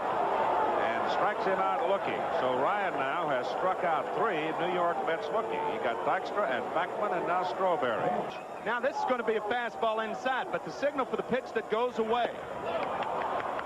Well, he struck out 4 now as he gets Mookie Wilson swinging, and he has retired the first 6 Mets that he has faced. And after 2 innings of play in Game 5 of the National League Championship Series at Shea Stadium, it is 0-0. Comes back at 1-2, and Ryan takes strike 3. Sunny State. Boy, there's a blazer. And Knight put his Sunday punch on it and came away empty. And failed to score in the second.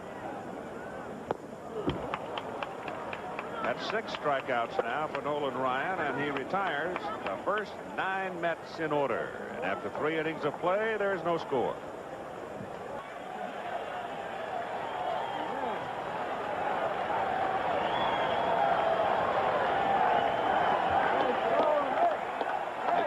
fourth. Little left to the flagpole.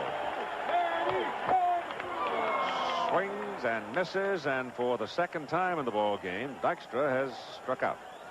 He struck out Backman on a 3-2 pitch. And he strikes out Fernandez on a little foul tip that is held by Ashby, so he has retired 12 in a row. And that is strikeout number 7 for the Express, Nolan Ryan. After 4 complete innings, no score. Game 5 of the National League Championship Series.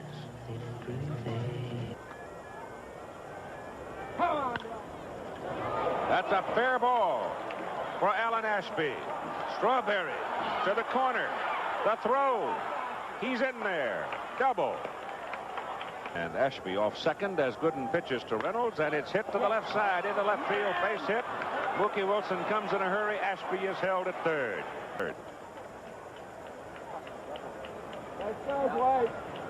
Bluffs it. Bunt is back to the mound. Gooden picks it up, throws to second, and they get Reynolds coming down from first. And Ryan is on at first on the fielder's choice, and the base runner is held at third.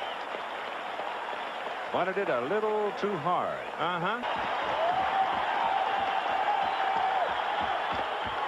Checked it. They appeal it. Third base umpire Lee Wire says no, but it was close.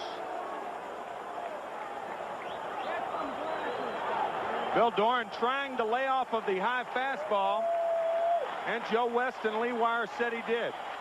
Whenever the body is used that much in the swing, rarely does a third base or first base umpire call it a swing. It's a little different than pitching tonight. Scott. Ball is hit on the ground. Backman bobbles it for a moment. Back to Santana. Throw to first. No, didn't get him. Run scores from third. And the Astros take the lead 1-0.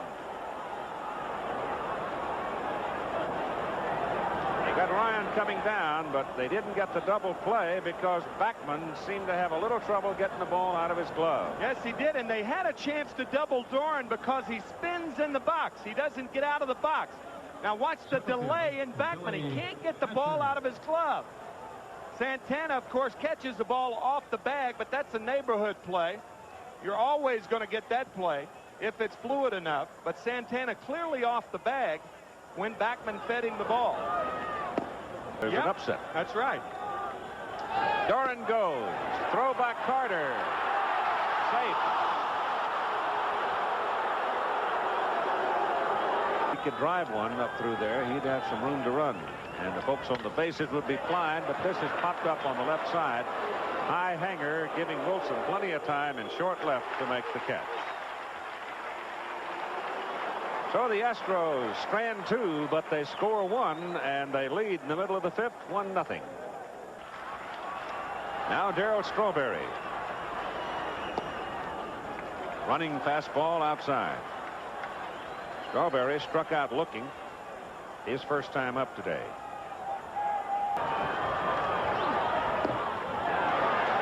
Just inside with that one. It is 2 balls and no strikes. Remarkable. Surely last month of the season. Whew. Now Ryan in danger of losing Strawberry as he goes to 3 balls and no strikes. He has retired 13 in a row. Cheer.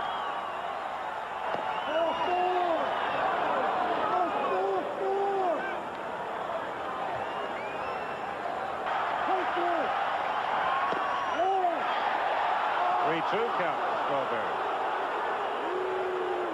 Darryl a little bit more upset than he really should be. Those pitchers are not only close, but he's got a chance if he hits the ball out of the ballpark to tie it up. You want to hit in this situation. That ball might have been low, but the fact is you can't get upset because you still got a chance to swing the timber. 3-2. Foul ball.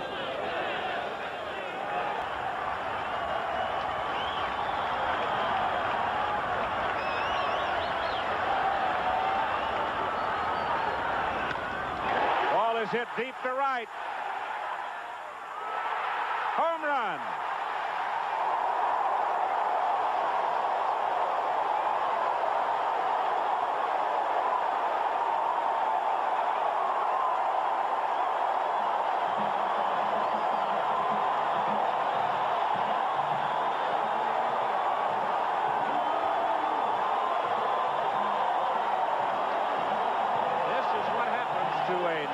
94-mile-an-hour fastball when you turn it around. It goes out like a bullet. And I ask you, is the ball that curls around the pole better than a walk?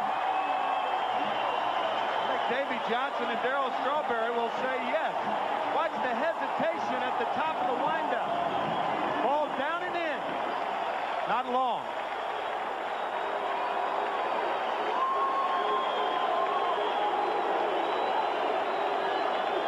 It was he knew it was gone. It's just a question of whether it stayed fair or not. It was hooking in a hurry toward that line.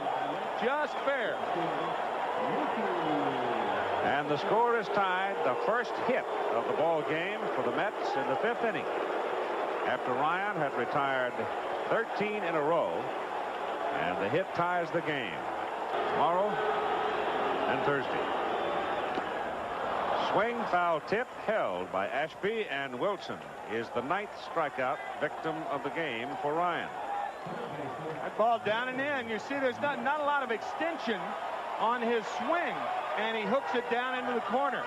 The only problem as far as Strawberry was concerned is will it hit the foul pole?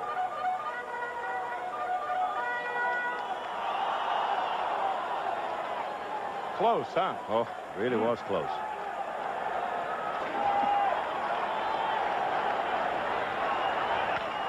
Sharply hit, but right at the shortstop, Craig Reynolds.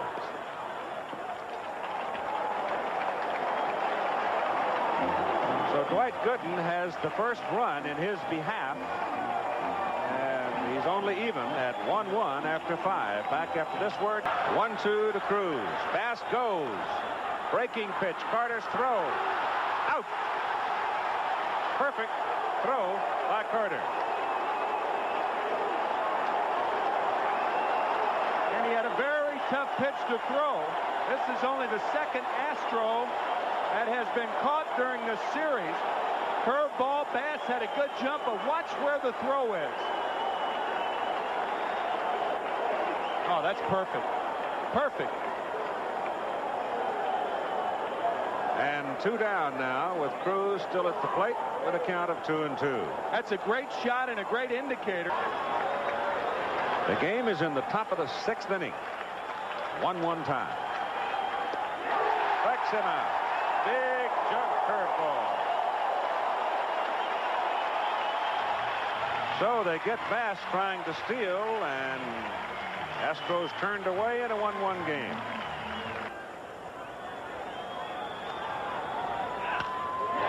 Ball hit to right. Bass almost coasted too long because it started sinking on Kevin, and he had to turn it on a little bit and catch it knee high. So Dwight almost had himself a base hit.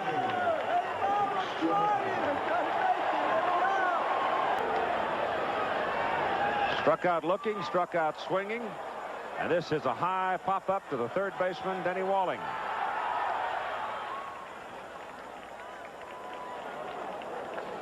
So Nolan Ryan gets him in order in the bottom of the 6th. And after 6 at Shea Stadium, a 1-1 tie.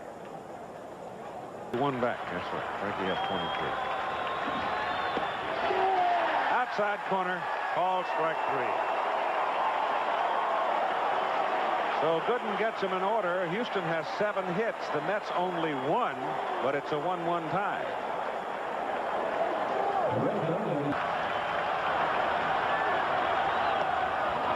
And that'll be 4 in a row as he strikes out Wally Backman for the 2nd time today.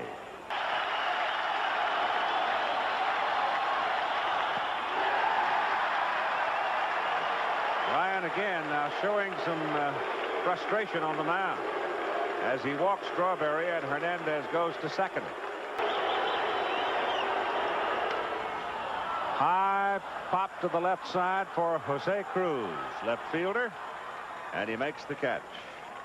And so the Mets threaten in the bottom of the 7th, but they are turned away, stranding 2. And after 7 complete innings, we are still even at 1-1. Evenly matched both these ball clubs are.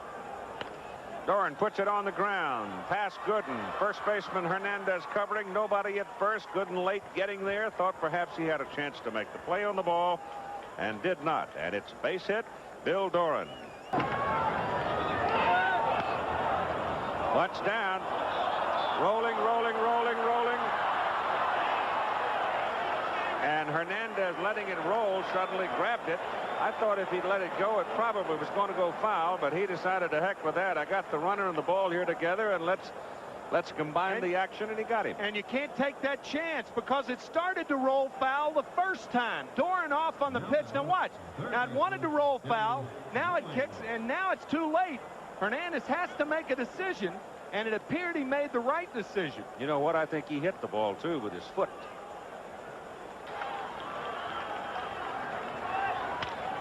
Base hit. No. Hung up. Throw it back to second base to get the double play. Everybody's running off the field. That was not the third out.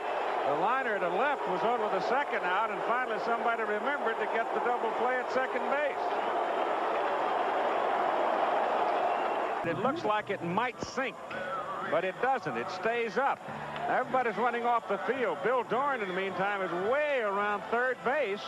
And now Mookie Wilson flips the ball into the shortstop at second base to complete the double play. And Doran hangs his hat and goes into the dugout.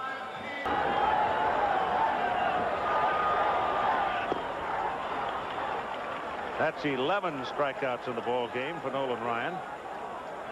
Al Lanier has a commitment to Nolan Ryan's heart in this ball game. That's a high pop to the right side. Second baseman Bill Doran has the beat on it, and the side is retired. So Ryan gets the Mets in order in the bottom of the 8th inning. We're all even. 1-1, headed for 9. It's your power zone. Go to Hacken. To left for Wilson. Gets a break here because the sun behind the cloud, and makes the catch to retire the side. So to the bottom of the 9th inning, a 1-1 tie. Back after this commercial message and a word from your local station. 5-4 Houston when Lynn Dykstra came to the plate in the bottom of the 9th inning against Dave Smith. And he hit it out of here, and the Mets won 6-5. Well, he's facing Nolan Ryan today, who's thrown 120 pitches, leading off the bottom of the 9th inning in a 1-1 tie. 2-2 pitch. Hit, little soft fly ball to right. Bass coming on and makes the catch. 1 down. Houston to play tomorrow afternoon at 3 Eastern time in the Astrodome. Swing and a foul tip held by Ashby, and that's strikeout number 12 for Nolan Ryan. Major League. Ball is hit high in the air and will stay in the park. A lot of room for Kevin Bass as he angles over to the line and makes the catch for the 3rd out. So Nolan Ryan, headed toward 140 pitches in the ball game, goes 9 innings. He's allowed 1 run and only 2 hits and struck out 12. Nolan Ryan in the Houston dugout, and you have to have the feeling that he's gone after pitching 9 innings. He threw 135 pitches, allowed 2 hits, one of them a home run by Darryl Strawberry. And he sits there now, puzzling over things, hoping his club can come up with something here in the top of the 10th inning against Dwight Gooden.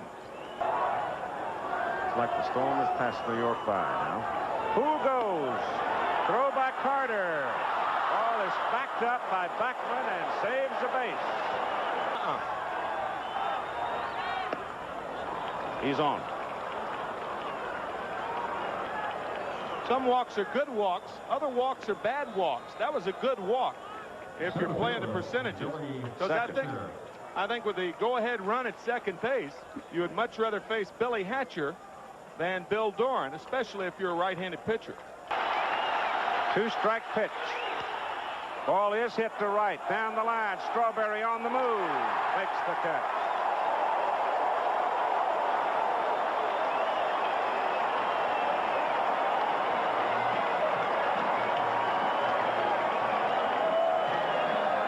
The Houston Astros strand 2 in the top of the 10th inning in a 1-1 tie. And back after this word from your local station. And Anything that has the suggestion of rally around it is now being extricated from whatever it's been in, including the Mets version of the rally cap. Charlie Kerfeld is on in relief of Nolan Ryan. He pitched in game 2, got a double play. He came in game 3 and got 6 in a row. What did he get? 3 in a row. So he's done his job each time he's been in the ball game. And now he's pitching to Gary Carter, Darryl Strawberry, and Mookie Wilson and his wife. And a dead bat in his hand. That's a hard shot at third base. Denny Walling handles it well and throws him out. Good play by Walling, guarding the line. That's right. And with a guy like Carter, you have to respect his ability to pull the ball, and that's why Hal Lanier had Walling on the line.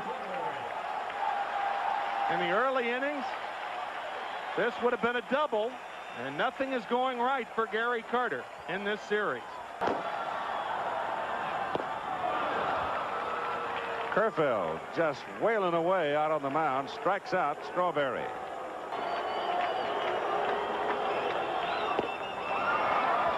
Struck out 2, and he comes bounding off the mound, having retired 3 in a row, and we are headed for the 11th inning in a 1-1 tie. He got the win. He was the winner the other day when Lenny Dykstra hit his home run to win it in the bottom of the 9th inning. Danny Heap is now in left field for the Mets.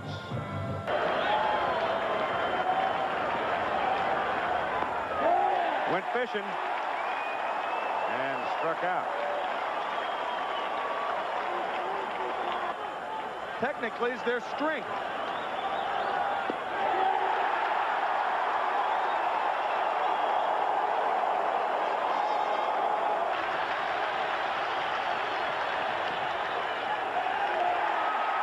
Roscoe throws him out. And he, too, does his job. He strikes out 2, as did Kerfeld, gets him in order. And we're headed for the bottom of the 11th inning in a 1-1 tie. 1-9-0 for Houston and 1-2-0 for the Mets. Houston has left 7 on base. He came to the Mets for Mike Scott back in 1982.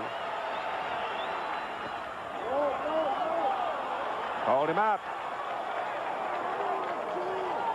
So Kerfeld has now struck out 3, retired 6 in a row, and we are headed for the top of the 12th inning in a 1-1 tie. As you see, the strikeout pitch by Kerfeld. Thing took a pretty good dip too, didn't it? Yeah, Danny tried to hold up on the slider in the dirt, but he just couldn't hold up. He went too far.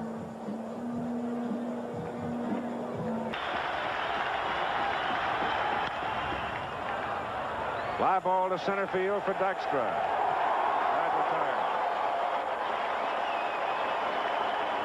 Roscoe has retired 6 in a row. And here we go to the bottom of the 12th. A 1-1 tie. How many of these rally gigs do they have? Well, Davey Lopes was in the on-deck circle to hit for the pitcher's spot, but pitcher's spot never got up as Thon hit a fly ball to center field. That means Charlie Kerfeld is back out on the mound, and it's Charlie who will be facing Dykstra, Beckman, Hernandez.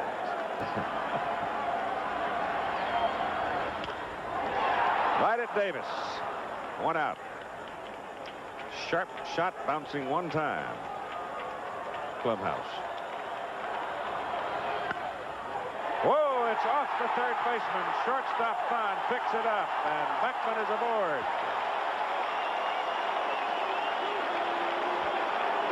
A bullet that handcuffed Denny Walling. Ricocheted to Dickie Thon, but with Beckman's foot speed, he's on. Only the 3rd hit of the ball game, and I assume it will be a base hit. Walling on the line because of Beckman's propensity to hit the ball down the third base line. He was properly positioned, but the short hop just ate him up. It has not been scored yet. I assume it'll be a base hit. We'll see. 1 out. Beckman at first. The ball gets away from Davis on the throw over there, and Wally Beckman turns at second base.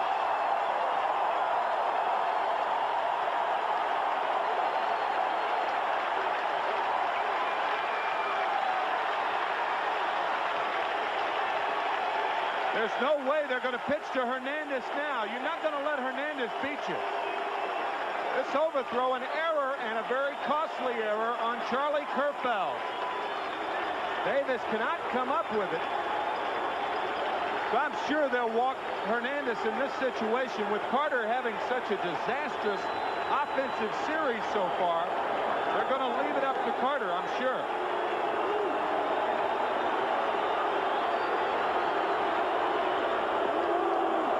They'll put him on.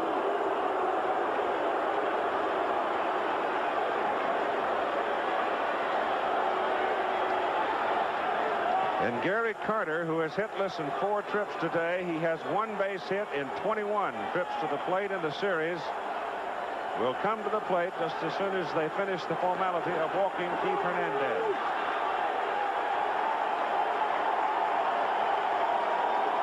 Winning run is now at second base.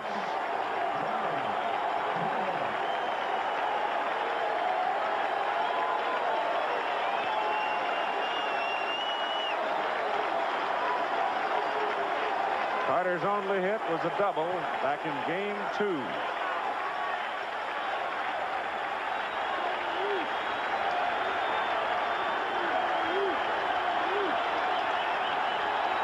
The pen is quiet. It's up to Kerfeld.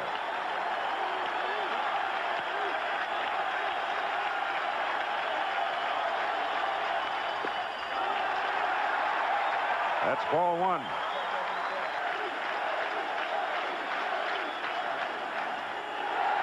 Way up.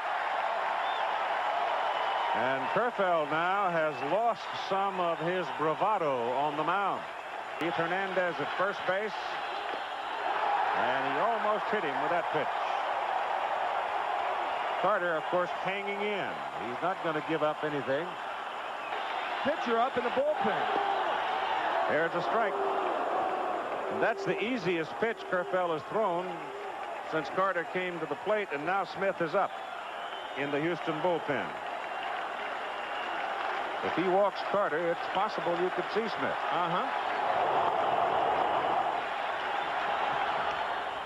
Foul back. Maybe Charlie was just looking for a little extra drama here. He's now going to 3-2.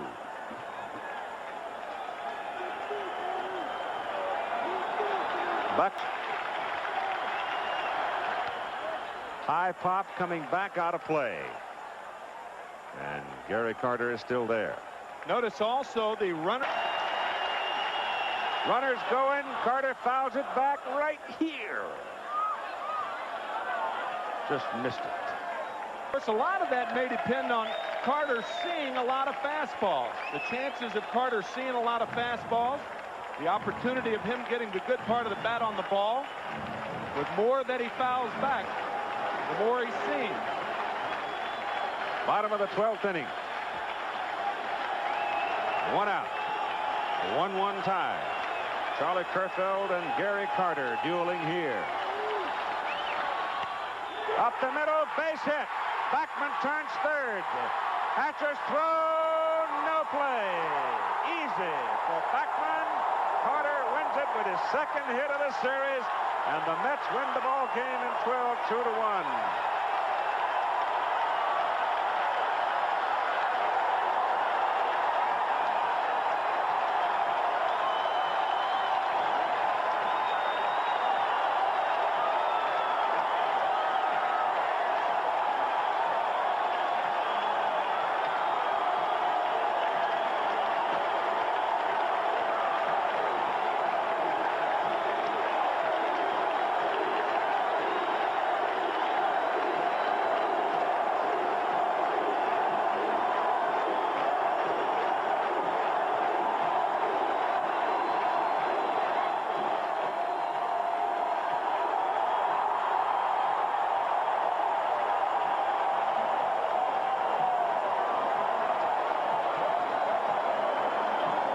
Is off Gary's back. He delivers a sharp single up the middle to score. Backman from second base. The throw from Hatcher was nowhere near in time. He just had no chance on Backman. But remember, it was Kerfeld's throwing error to the first baseman Davis that moved Bachman over to second base. Then they walked Hernandez intentionally. Of course, Hernandez was not a factor. So I guess what I'm leading up to, the point I'm about to say, is Charlie Kerfeld has only himself to blame, because Bachman earned his way aboard with the base hit, but then Kerfeld helped him along with a throwing error. And the outfield too deep to make a play on Wally Bachman. If it got through, Bachman scores, and he scores easily. What a ball game. I don't know in this particular circumstance. Perhaps you know full well you can't play him that deep, but Bachman's foot speed at second base. Maybe you just got to come on in and take your chance. Well, you got to protect yourself against Carter's power. The big guys you play deep, the little guys you play shallow, and Wally Bachman, the little guy, scores the winning run.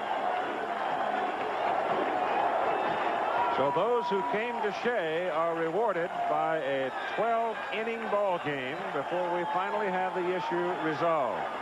For game 6 tomorrow afternoon at 3 Eastern time, with the New York Mets leading in the series 3-2. This ABC Sports exclusive brought to you by the Heartbeat of America to Dave Chevrolet, and by Coors and Coors Light, beers with a difference worth tasting. As the leader in sports television, and a brief word now with the man of the moment, Gary Carter. Congratulations. Thanks very much, Keith. Got to feel pretty good after having such a dead bat, huh? Oh my gosh, absolutely. I finally found a hole there, and I was wondering when it was ever going to come, but this ball club, I am so proud to be a part of it, because it's been all them. They're the ones who've been carrying it up to that point. And fortunately, and I thank the good Lord, I know he was with me on that particular at bat, and he came through for me. Game 6 between the New York Mets and the Houston Astros. The Mets leading 3-2.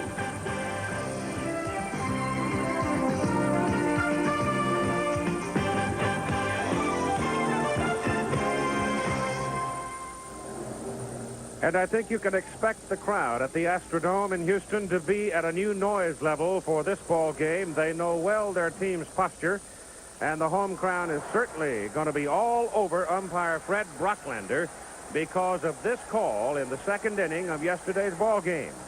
An out at first base, completing a double play that cost the Astros a run. And Fred Brocklander today is scheduled to be back at the plate calling the balls and strikes. And the crowd will have their say, because that was obviously, in every angle that we had, a safe man at first base instead of the out that set in motion, costing the Astros the run. Now, Tim McCarver, let's talk about this ball game. The first one in this series, which could mean an end to the series. Well, remarkably, Keith, the momentum has really shifted with every pitch, with every inning, and with every ball game. And the Astros are playing at home. Of course, advantage, however, New York Mets, because the Mets have to win one of two. The Astros have to win both games. But if the Mets lose today, decided advantage Astros, because Mike Scott will be pitching tomorrow night. All right, we're ready for game 6, with the Mets leading the Astros 3-2.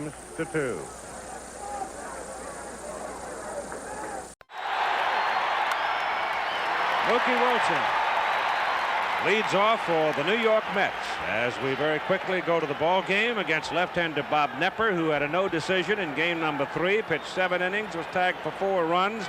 The big hit in that group from Darryl Strawberry, it was a 3-run homer. Kevin Mitchell will follow Wilson, and then Keith Hernandez.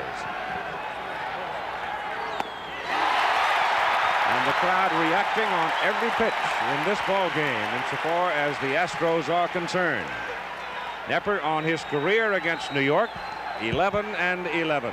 Quiet, seemed calm, but so determined as he sat today in the clubhouse. There's the New York lineup, and it's pretty much the same lineup that those who follow the New York Mets would know when a left-handed pitcher is on the mound. Knepper strikes out Mookie Wilson.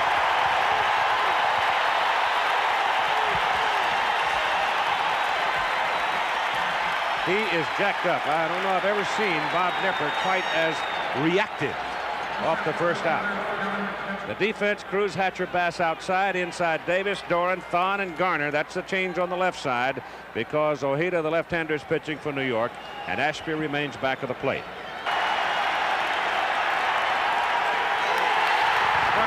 looking.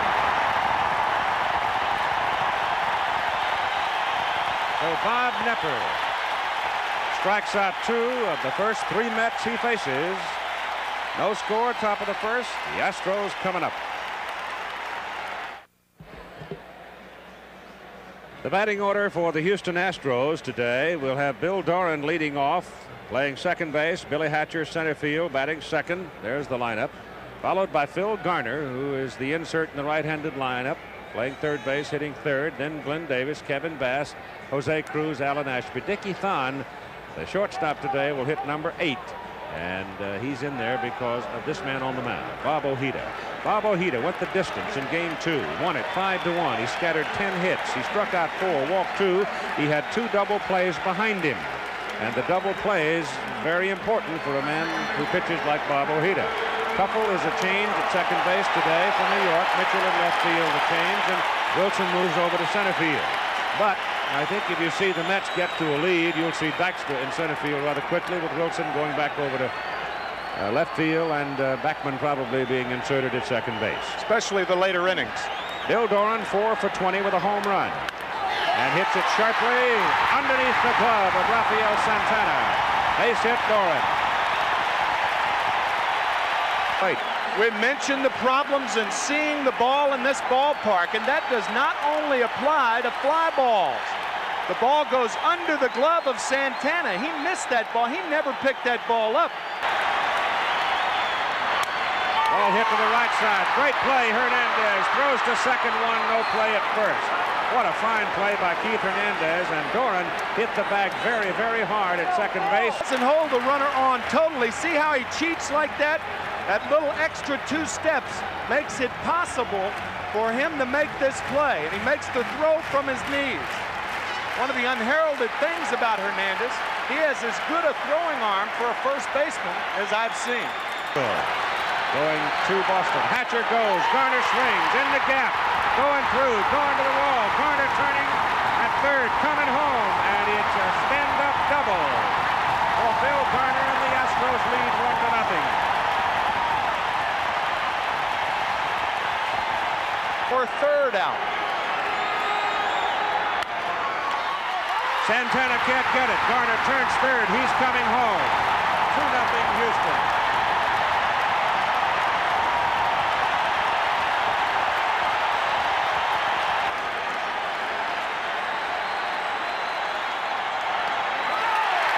Pass walks.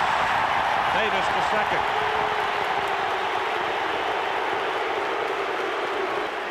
The New York Mets bullpen now will get busy, with Ojeda having trouble here in the bottom of the first inning. The Astros have 3 hits, 2 runs. He's now walked a man, and Rick Aguilera gets up in a hurry. And then the gate opened, and out went Aguilera to the pitching rubber in the bullpen. And we have a conference on the mound as Stottlemyre comes out, 1 to talk to his pitcher, and 2 by time. Base hit down the right side, down the line. Here comes Davis turning third. He's coming to the plate. Bass goes over to third. Cruz delivers another run. It is 3-0 Houston.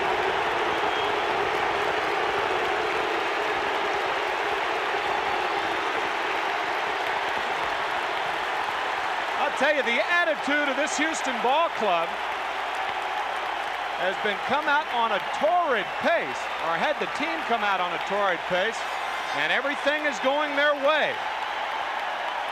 Home sweet home. This is like a Mike Tyson first round. Cruz at first, not particularly swift. Ashby, the catcher, at the plate, squeezes on, and Bass is hung up. They go for the suicide, and Ashby can't get the ball down, and they hang up Bass and tag him out.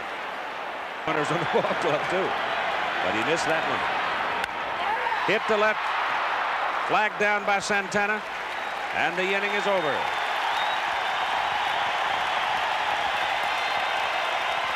But the Houston Astros break big in the bottom of the first inning, and after 1, lead the Mets 3-0.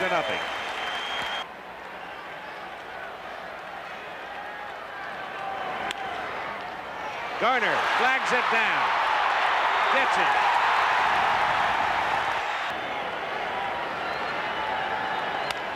to the right side. Fernandez rolls over with it, throws to the pitcher covering. And they get him. Another good defensive play. Hernandez, we've said it before, a state-of-the-art first baseman, ranging to his right, playing way off the line. And you saw Garner with his balance and agility. And now you see Hernandez. These guys can play. The element. That's a squeeze bunt in the first inning. We'll see if that's going to thwart the Astros and kind of hold them at bay. Bobby Ojeda certainly hopes so. Speed. Ray Knight at third. Throws out Doran. And the side is retired. So as necessary to get the lead runner with a 3-run lead, especially with 1 out. Bunt is down. Garner has it. Gets the lead runner at second base. It's Nepper.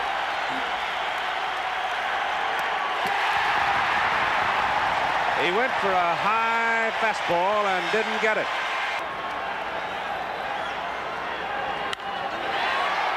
Sharply hit to left, but Kevin Mitchell had him played just right and makes the catch. And so after being pummeled in the first inning, Ojeda now has retired 6 in a row. And after 3, it is 3-0, the Astros lead. I knew it was going to be close, and you know, I'm not going to sit here and say he was out, because I looked at the paper this morning, and I mean, he had it beat. And but there was a look of, I stretched right towards him, and once I caught the ball, I made eye contact. I looked at him, and he just had a questionable look on his face. So I figured I'd put something in there, and I just screamed out. And whether it affected the call or not, who knows? But we were just fortunate to get the call our way. Crafty fellow. This is the headline of the Houston Post this morning. And there's been as much to do here over that as there has been in New York over Mike Scott and his sandpaper. And Bob Nepper, pitching to Hernandez, starts him with a curveball strike. 3-2 to Strawberry. Batting. Sent him a couple of tapes for this winter. Up the middle, flagged by Ojeda.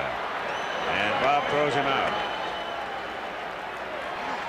8 o'clock Eastern time here on ABC. Jose Cruz with a little weak bouncer to the mound, and Ojeda now has handled the first 2 himself. Alan Ashby, line to the shortstop, first time, hits this in the air to the left side where Kevin Mitchell has plenty of room for it.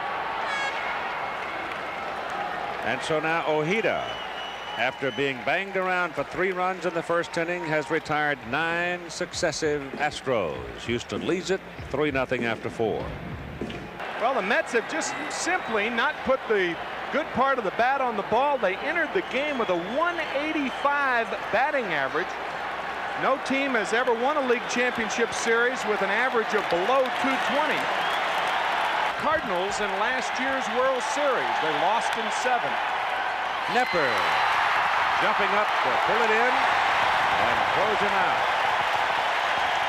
So the pitcher's now in control of the ball game as Houston leads it 3-0. Astros have stolen 7 bases, and Doran goes. Carter's throw. Safe. Slow bouncer at third. No play for Knight. Throw back to third, and they got him. Doran overran the bag at third, and Ray Knight whips it back over there, and Bill Doran is out. Now watch Doran. He's thinking home.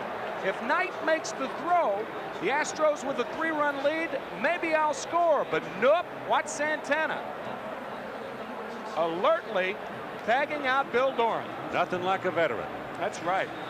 Back after this message from your local station.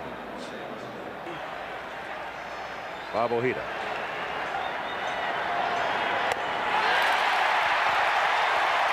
I'll tell you something. Nepper popped that glove that time. And fouls that away to the right side.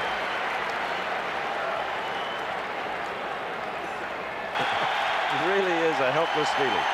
2-2.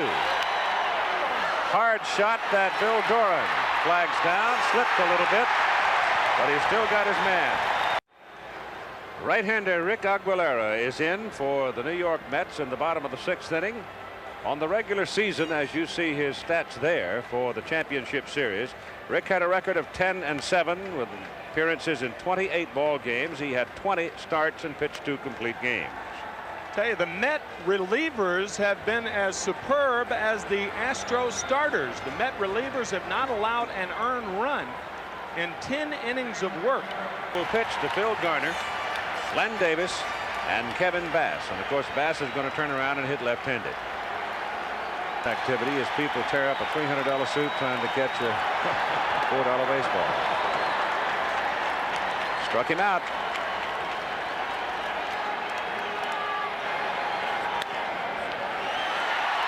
Pass Knight into the corner.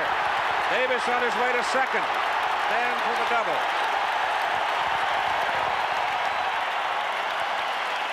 Series alive. Aguilera flags it, chases Davis back and throws out Bass.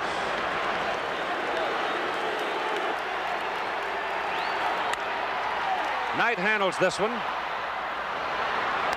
Throws across to Hernandez in time, and the side is retired. They strand Davis at second base. And at the end of 6 innings of play, the Astros lead the Mets 3-0. Successful. Certainly this approach is not netted much.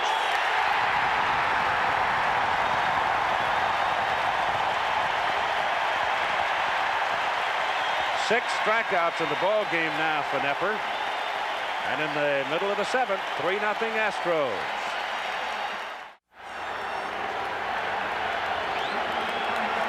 No, and the fat lady hasn't warmed up yet either. We'll go to the bottom third of the order for Ashby, Thon, and Nepper. And Alan Ashby with Aguilera, the right-hander, on the mound, turns around and hits left-handed. Up the... Oh! Look what I found. Catch by Rick Aguilera as Thon lined it up the middle. Rick stuck the glove out, and there it was. That ball is drilled to right, but right to Strawberry. But I'll tell you, Robert nailed it. But he lines it right to Darryl Strawberry, and the side is retired. On the year, but a loser in the series. That's the Thon. Steps on the bag at second, throws to first. Double play. Middle of the 8th, 3-0 Astros.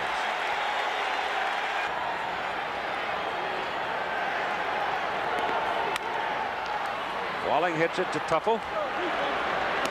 And Tim gets his second put out of the inning. Side is retired in order after 8 innings of play at the Astrodome. Game 6 must win for the Astros, and they lead it 3-0. The last time around for the New York Mets in game number 6, leading 3-2, Bob Nepper, working with a 2-hitter, will be pitching to Lynn Dykstra, Mookie Wilson, and Kevin Mitchell, unless Davy Johnson decides to send somebody up. Terry Nepper, who's watching the game, and she seems as composed as her husband. Nice guy.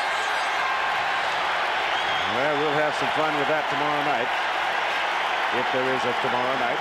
Right now, Bob Nepper has to get out 3 more Mets.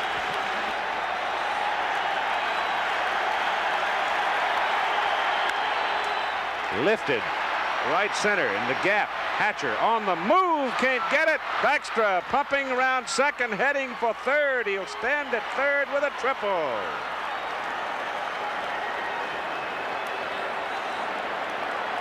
Boy, he's strong.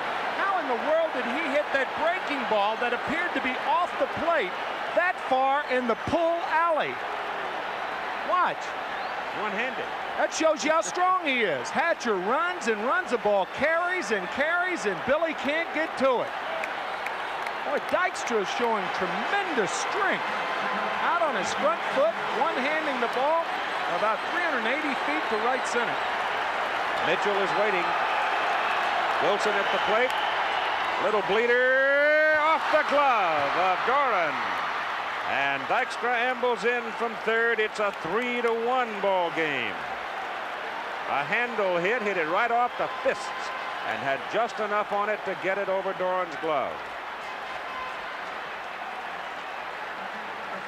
Doran does not appear to pick this ball up. He kind of freezes, and then he comes in on the ball. By coming in on the ball, he technically does not try to catch the ball on the way down, but at its zenith. I think if he had seen it, Tim, he'd have just go back 2 steps and it's easy. I agree with you. I don't think he saw the ball. To Kevin Mitchell, the pitch is high, ball 1. He's unable to get either. That's a high chop, cut off by the third baseman Walling, who throws out Mitchell. The base runner Wilson goes to second. You've got 1 out. 3 and couldn't hold it. All right, 2-1 to Hernandez. Ball is hitting the gap. Hatcher's on his horse, going, can't get it. It's against the wall. Here comes Mookie Wilson, round third. He will score. Hernandez at second with a double. It's a 3-2 ball game.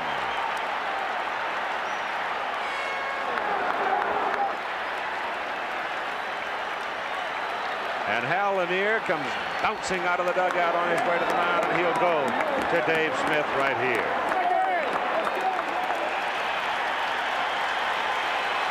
So Nepper in almost complete control. He had stifled the Mets. But here in the top of the 9th inning, the Mets now put up 2 runs. And they have a total of 5 hits. Bob Nepper goes to the clubhouse.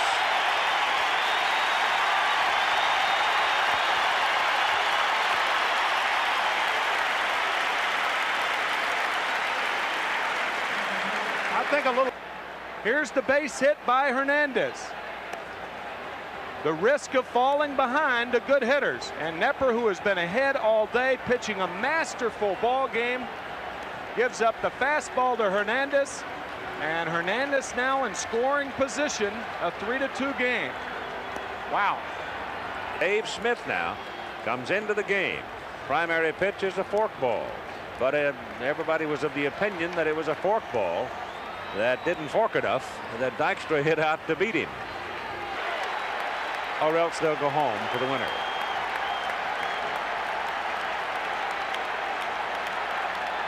The top of the 9th inning. Walked in.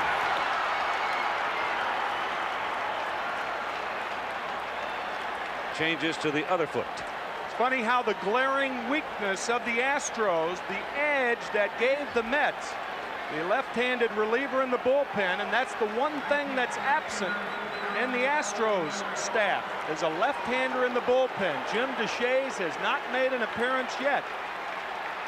And now you're in a situation where it could be a very, very big point.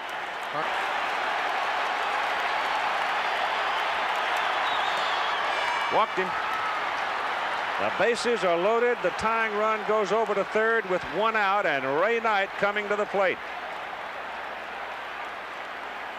Dave Smith, after Hernandez double, comes in to walk Carter. Now he has walked Strawberry. And with only 1 out, Hernandez, the tying run, is at third. Houston. Would it ever? Foul back. 2 strikes on Ray Knight.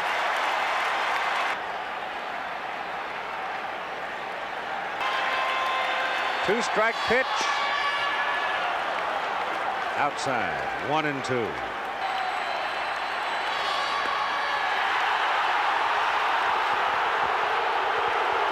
Through the fork ball, it just missed outside.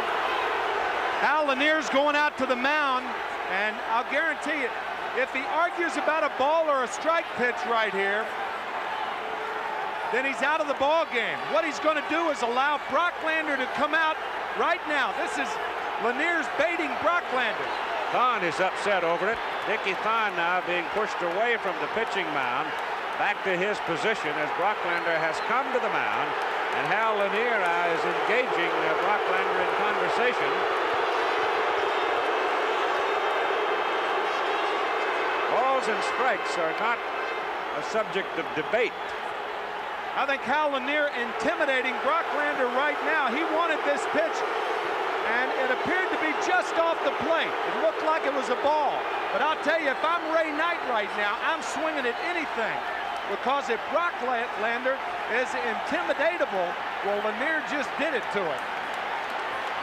And he may call anything that Smith throws up there a strike right now. So if you're Ray Knight, you're up there hacking. 2 balls, 2 strikes, 1 out, tying run, third base, top of the 9th inning. 3-2, Houston leads. And that's pop foul straight back.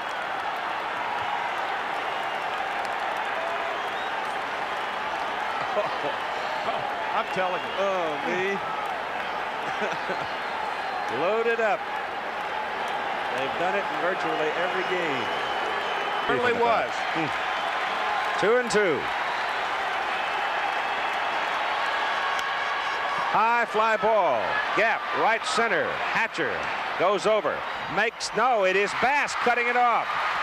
Here comes Hernandez from third. He scores. The game is tied on the sacrifice fly deep to right center by Ray Knight.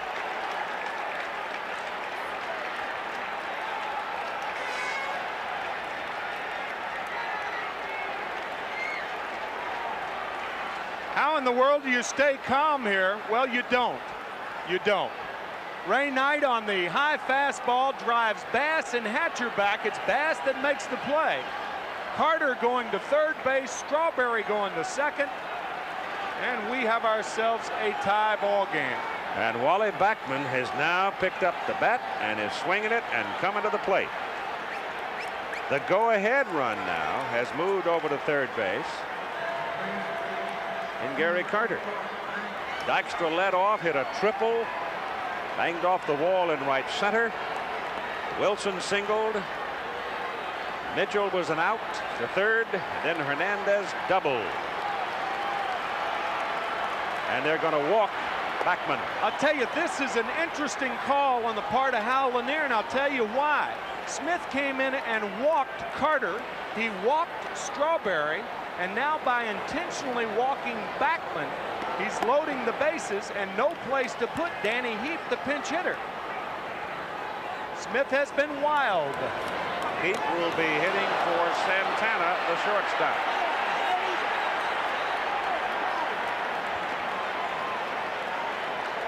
So Smith coming on in relief of Nepper.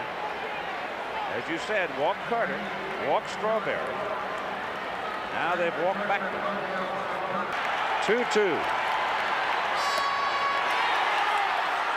3-2. There is no place to put him.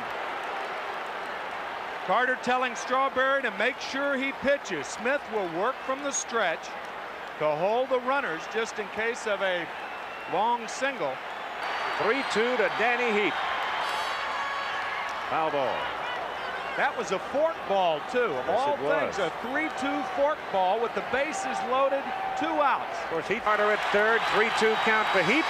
High pop-up. Coming back out of play. And that was ball 4. Yes, it was. High. Off the hands, fisted back foul.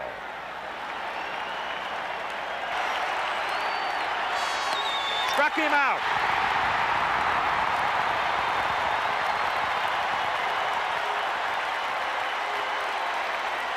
The Mets send 9 hitters to the plate at the top of the 9th inning. They scored 3 runs. They leave 3. The score is tied 3-3. And we'll be back after this message from your local station.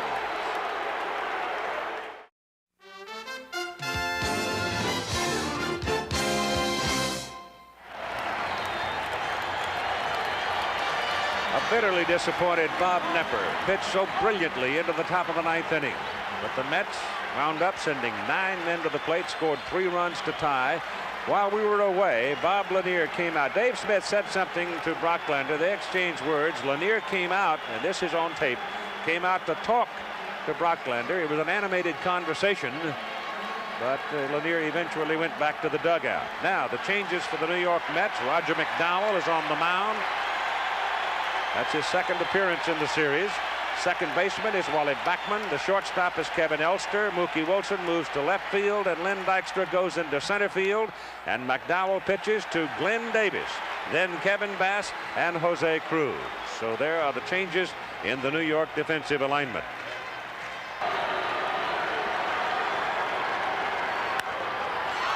Left field. Hit well. Wilson over. Side retired. Phew.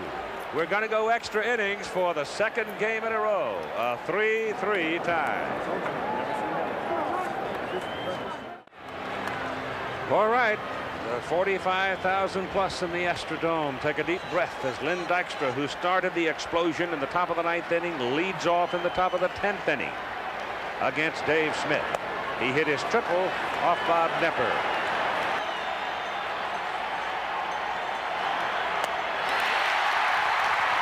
Struck out Elster swinging for the 3rd out, gets him in order in the top of the 10th in the bullpen for Houston. Great play, Hernandez at first base. Get to looking at him playing first base, and you wonder how anybody ever gets a hit on the ground to the right side. Foul tip held by Carter, and Reynolds is gone.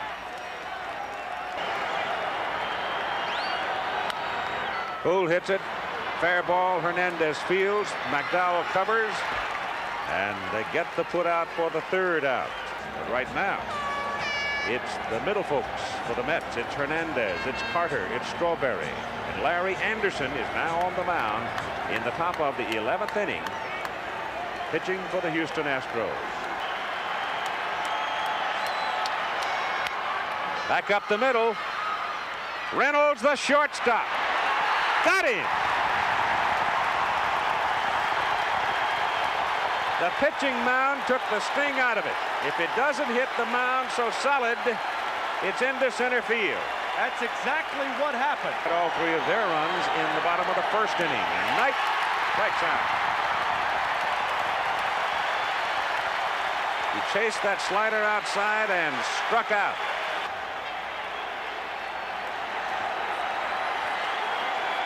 Dodger working his 3rd inning. He has worked over 3 innings only 2 times this year. Ball game, we'll see.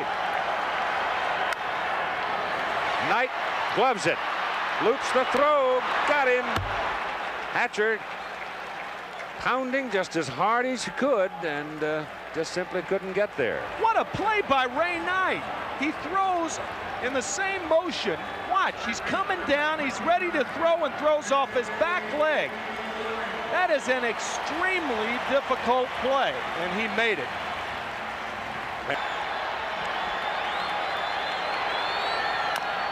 Chopper.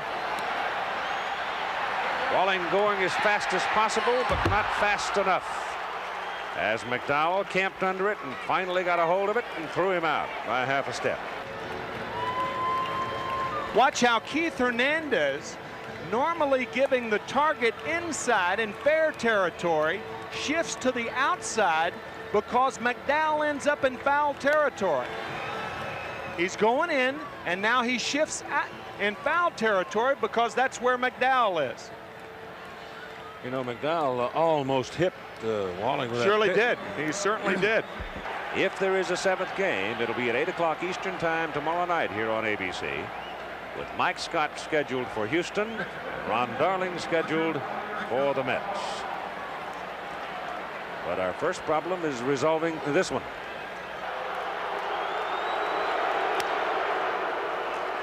Shortstop Reynolds has it.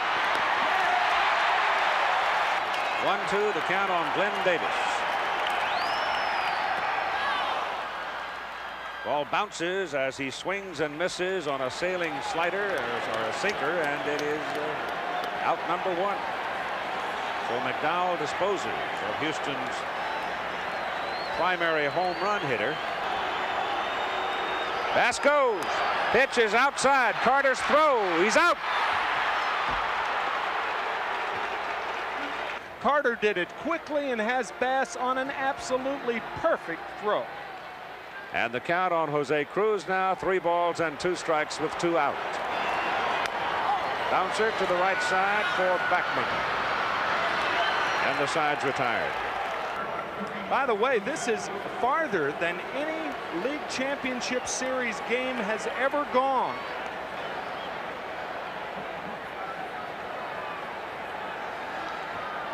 They haven't won it yet. Best, and that's his best, that slider. Deflected to Doran at second base, and he throws him out. If Anderson doesn't get a piece of it, it might well have been a base hit. Shortstop Reynolds. Ball hit right to him.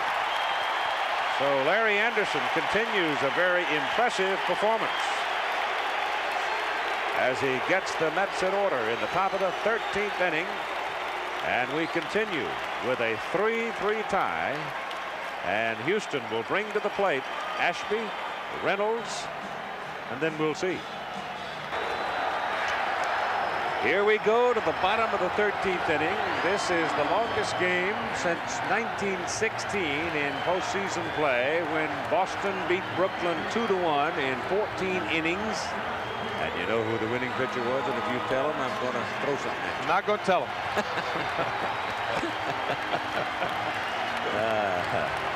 Babe Ruth was the winning pitcher. George Herman Ruth. My goodness.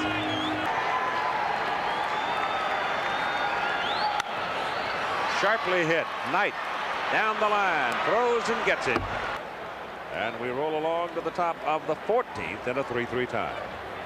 Well, that old expression, to the wall, certainly fits here, because it looked like Houston had it in hand, and then bang, the Mets erupt, and ever since then both teams have been quiet. Well, this isn't a baseball game, it's insurgency, I think. I mean, these two teams are going at each other as though there were no tomorrow, and it's interesting in that in the Houston Astros case, there will be no tomorrow if they lose tonight's ball game. And it is tonight, a day game that is turned tonight. Pitching change here for Houston. Aurelio Lopez has come in. Certainly not among the fireballers of this generation. No. He will be pitching to Gary Carter, Darryl Strawberry, and Ray Knight. Orozco is now headed for the bullpen for New York. Ball is hit, punched to the right side, drops in front of Kevin Bass for a base hit, and Gary Carter is aboard. In the top of the 14th inning with Darryl Strawberry coming to the plate. Walked him.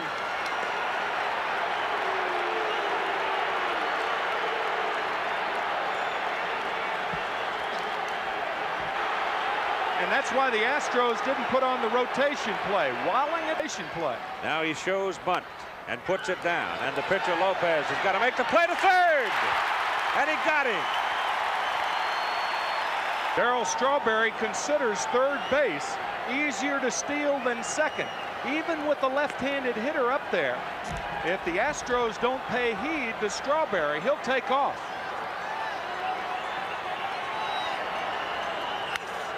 Base hit right field. Strawberry coming around third. Bass charges and throws high, sails to the backstop.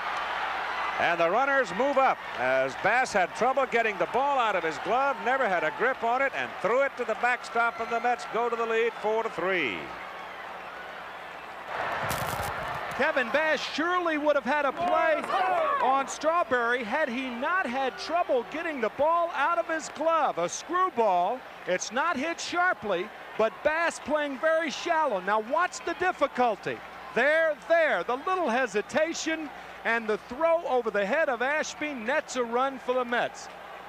Mets looking for the biggest hit of the year right here. And a line drive base hit. Going into right field. Strawberry will try to score. Here's the throw coming to the plate. He scores. The Mets have taken the lead. With the bases loaded and one out. So Johnson is now hitting for the pitcher, McDowell. And Orozco is in the bullpen. They pitch to him and pop him up. And Ashby comes back to the screen in foul ground, makes the catch. And you've got two out. And I guess the reason they did go ahead and pitch to him was because Lenny Dykstra was on deck. And Dykstra has been nothing but trouble for him. So a 4-3 lead for the Mets now in the top of the 14th inning with Ray Knight at third, Wally Backman at second, two down, and they will walk Dykstra. Mookie left-handed, 2 for 15 to force a 7th game. Wilson strikes out.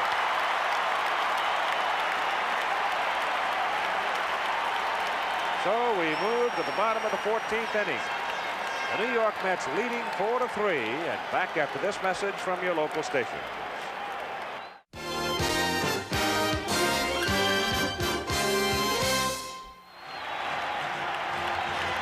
Jesse Orosco making his third appearance. He has won 2 games. 2 wins and a save would be quite a championship series as he pitches to Bill Doran. The ball back through the middle. Orosco strikes him out. 1 down. I'll tell you, it appears that Jesse Orosco's pride is surfacing after Roger McDowell took over the #1 reliever's role for the Mets this year. Orosco has been devastating in this playoff series. Billy Hatcher.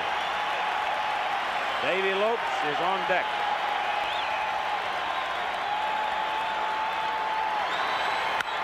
Ball is hit hard to the left side, but it's foul by about 35-40 feet.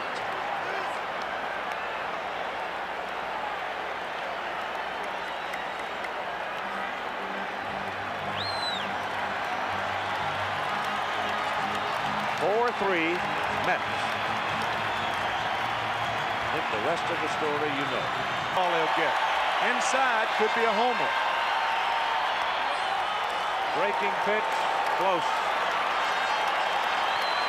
Full count to Hatcher. 3 balls and 2 strikes.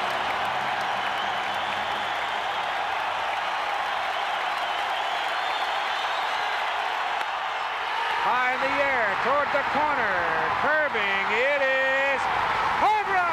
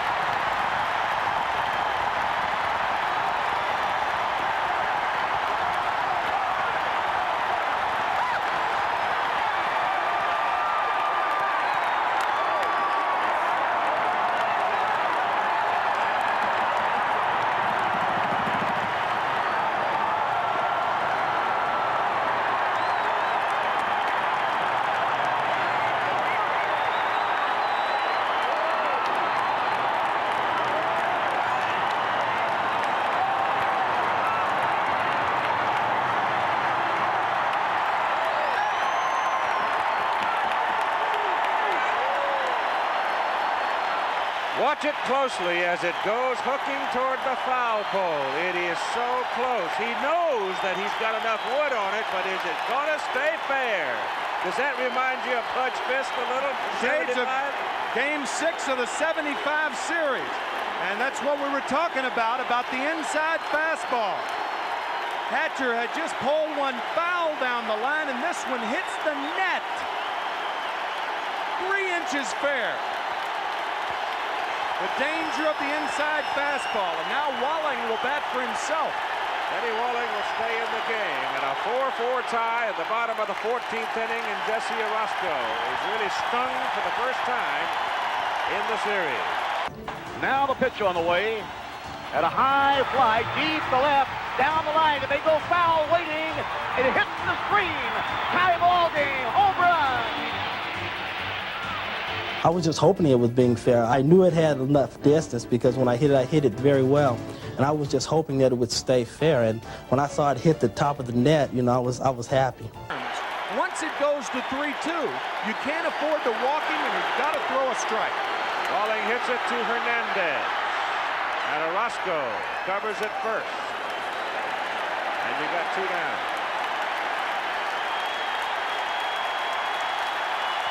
Well, you've got 2 out. Hatcher has just homered the tie at the bottom of the 14th, and here's the big man, Lynn Davis.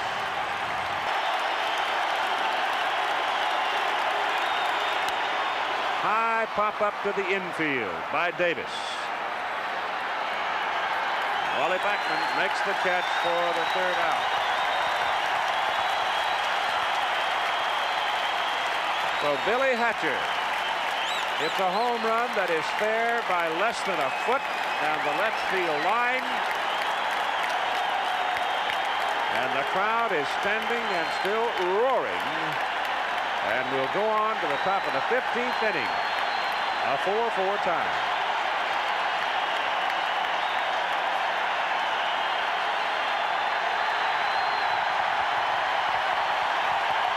I really don't believe that 14th inning. Wally Backman driving in the run on the screwball on the ball that was held by Kevin Bass. And of course now what really comes into play is Howard Johnson as the pinch hitter popping up with only one out. And that set the stage for Billy Hatcher on the 3-2 pitch. How many 3-2 counts have been devastating for both sides in this series? I can think immediately of 4.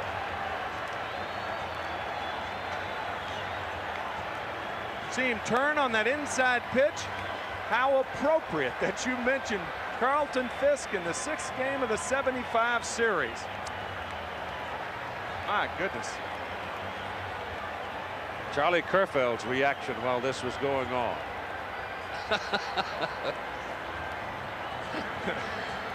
Matt Galante jumped higher than he's jumped in 15 years at that first base coaching box. Well, I tell you, this has been a remarkable series. These are 2 tough baseball teams that are well matched.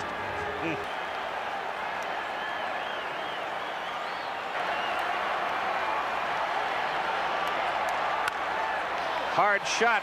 Hatcher on the move, can't get it, but knocks it down, and he holds Carter to a single. And Gary hit it on the nose. Ball rolls around. Carter breaks for second. Throw down. He's a dead duck.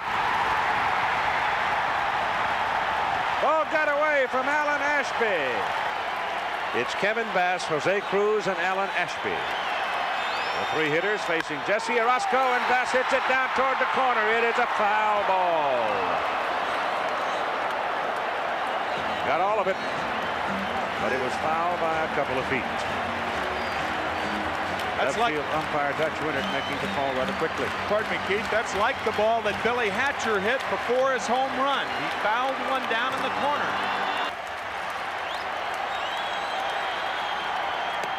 Struck him out on a breaking pitch right in on the hand. Hate to spin that second catcher. Strikes out Cruz. So Orozco here in the bottom of the 15th gets the first 2 hitters swinging. 4-4 tie. Hit to the right side toward the hole. Backman scoots over and whips the throw to Hernandez to retire the side. So on we go. 4-4 between the Astros and the Mets.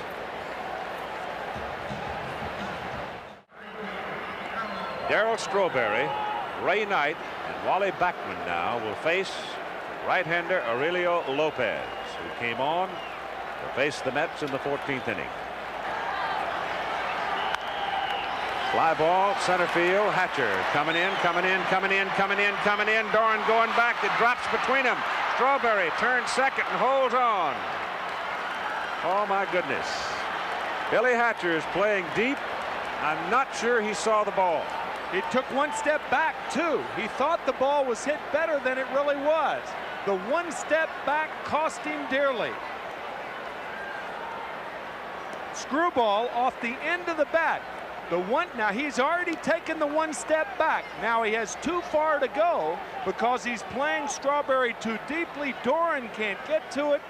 And the Astros fortunate this ball wasn't a triple. The tie-breaking run now, the go-ahead run at second base, and Darryl Strawberry leading off the top of the 16th inning. And Ray Knight at the plate. Hasn't had a sacrifice since 83. 1983. It's been 3 years since he sacrificed successfully. Hits a base hit to right field. That's going to bring Strawberry home. Bass's throw offline. Strawberry scores and Knight goes to second. Again, Bass has got to play with an accurate throw. That's exactly right. The first time in the 14th inning, he couldn't get the ball out of the glove. This throw goes up the line. Had it been on home plate, he's got a shot. Again, he's playing Knight shallow. Knight going the other way. Now watch Bass's throw. Up the line, Ashby by coming up the line is passed by Strawberry. And the Mets have gone to the lead 5-4, and Aurelio Lopez is out of the ball game as Jeff Calhoun is going to be called in to pitch to the left-handed hitter Wally Backman. So Aurelio Lopez successful enough through 2 innings, but stung here. Billy Hatcher playing deep against Strawberry, and you got to play Strawberry deep. Right.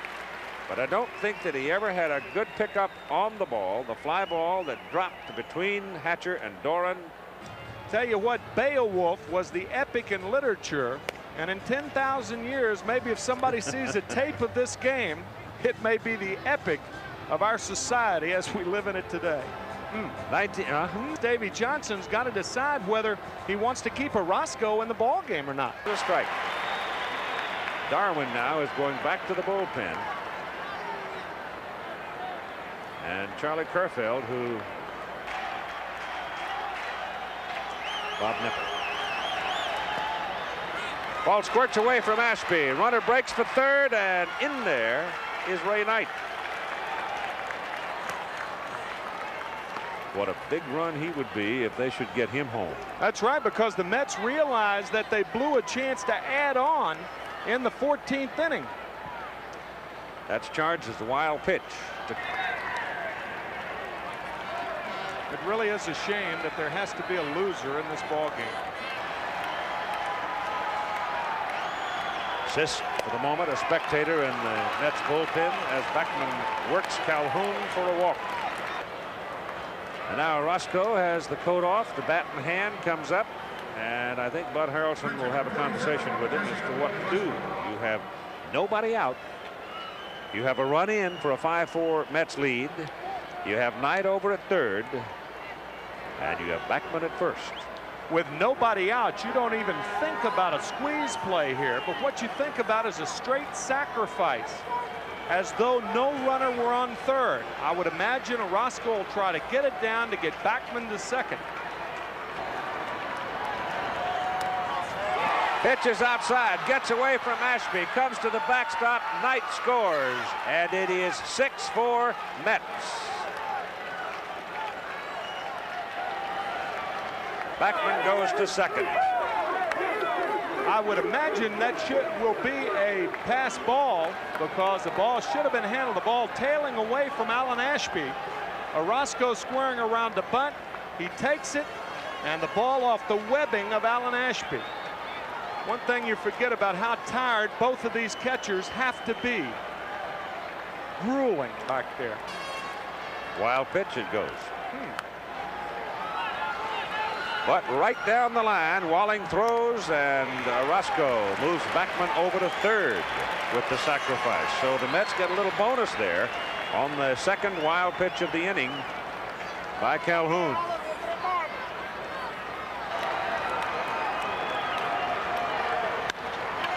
Off Davis's glove into right field. Base hit. And Backman scores from third. And it is 7-4 Mets. Dykstra continues to grow in stature.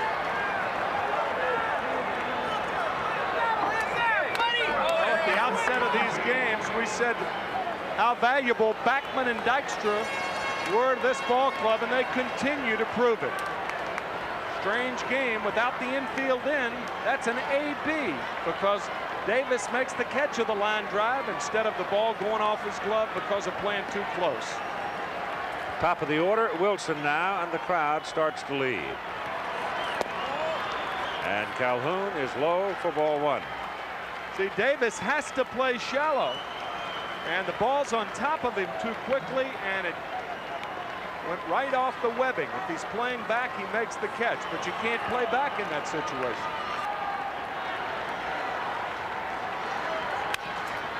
To Doran at second. Over to Reynolds, back to first. They turned the double play. But 3 big runs score. Going to the bottom of the 16th, 7-4 Mets. Back after this message from your local station.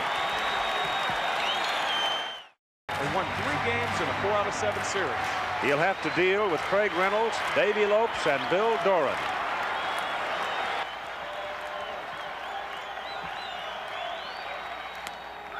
Reynolds swings and misses on a breaking pitch for the first out. Now Davey Lopes will come to the plate.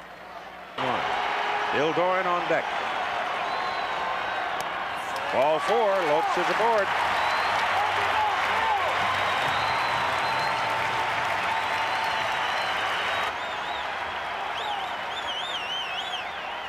Doran hits it to left center field. Base hit. Dykstra hurries over, cuts it off. Lopes stops at second. The Astros are still alive.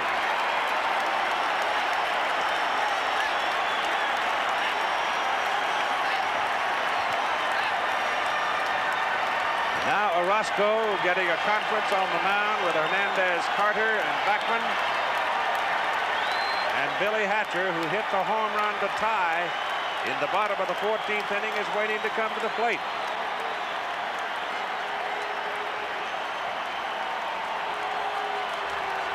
It's Orozco's game to win, certainly, if he can get him. Tim McCarver has departed for the presentation of the MVP trophy.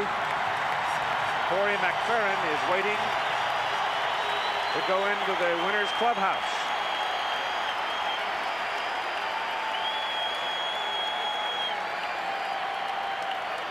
And Hatcher steps in, representing the tying run.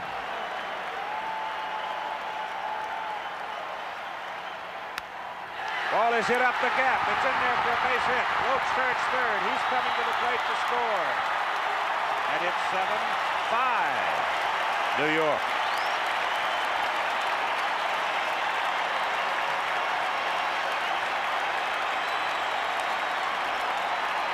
Another conference at the mound, and now Davey Johnson, the manager, is calling a full conference at the mound. As you see the ball cut off by Dykstra, hurries it back in. They don't care much about the fact, at least at the moment, that Lopes scored. They've got 1 out, and Houston now has Hatcher on first base after that single, and he represents the tying run.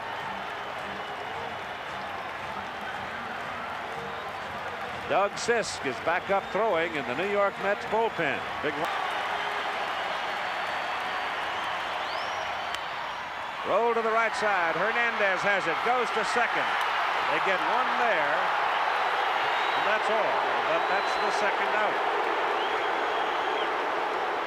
They got Hatcher at second base.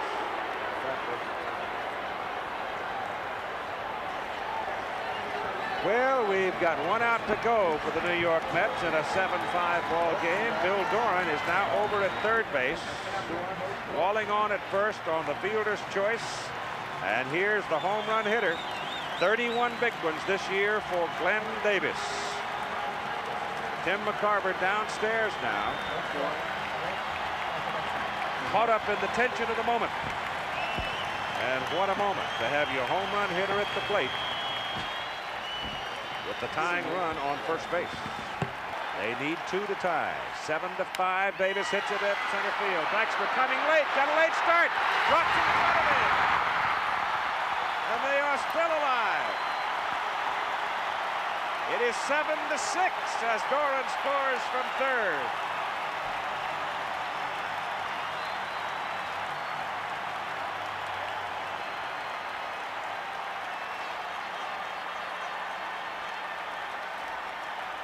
Now it is Kevin Bass's turn.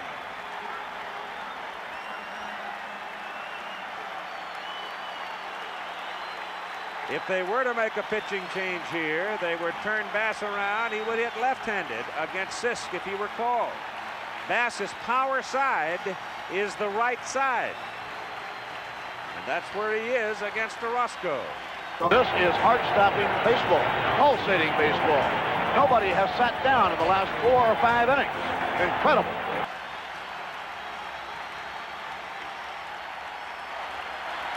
And once again, Danny Darwin, and now Charlie Kerfeld is going to go down there too in the Houston bullpen, just in case. The miracle's going to come true for the Astros, and pitch to the hands, and Bass swings and misses. Kerfeld is not throwing. It is Darwin loosening up, and Orozco almost threw that one to the backstop. Carter had to come out of the crouch quickly to flag it down. Bass swings and misses. Same pitch, same place. And it's 1-2. Keith, you're in a situation right now. I do not believe Orozco will waste any kind of fastball. I think he'll go right with the breaking ball. Again, a good play by Carter on the scoop. You're in a situation where the whole season depends on one pitch. And my guess is a breaking ball. Here it comes. Just low. And Kevin Bass almost committed himself.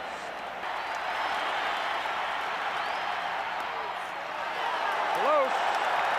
Breaking pitch hit right around the plate. And it's a full count, 3-2. Mike Scott, who watched the pitch a 7th game. Bob Nepper, who seemed to have this one in hand, only to have it get away from him in the 9th inning. 3-2 to Bass. Struck him out.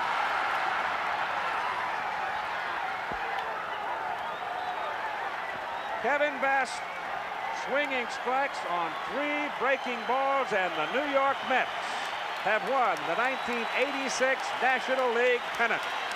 And Jesse Orozco becomes the first winner of 3 games in relief in postseason play. The losing pitcher will be Aurelio Lopez. Now the stretch. The pitch on the way. Swing and a miss! Swing and a miss! Struck him out! Struck him out! Mets win it! The Mets have won it! They're in the World Series. That's the only game that I've ever played in that at the end of the game that I couldn't talk. I was so overwhelmed with emotion that we were going to the World Series and fatigue from the concentration for 16 innings, every ground ball, every at-bat meaning something. Knowing that tomorrow we have to face Mike Scott, that we have to do it today. And I've never felt that way again. Bob Nepper can only watch the Mets celebration in the center of the field. When it seemed early on in the day that Bob was on his way to pitching a classic ball game, masterful in performance for 8 1/3 innings.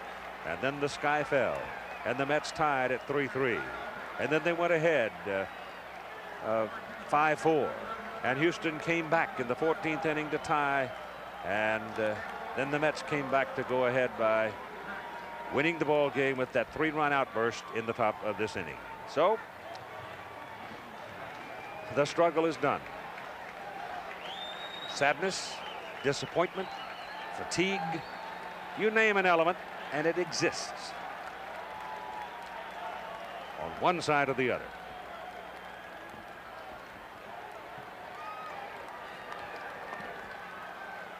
It was Davy Johnson, 13 years in the major leagues.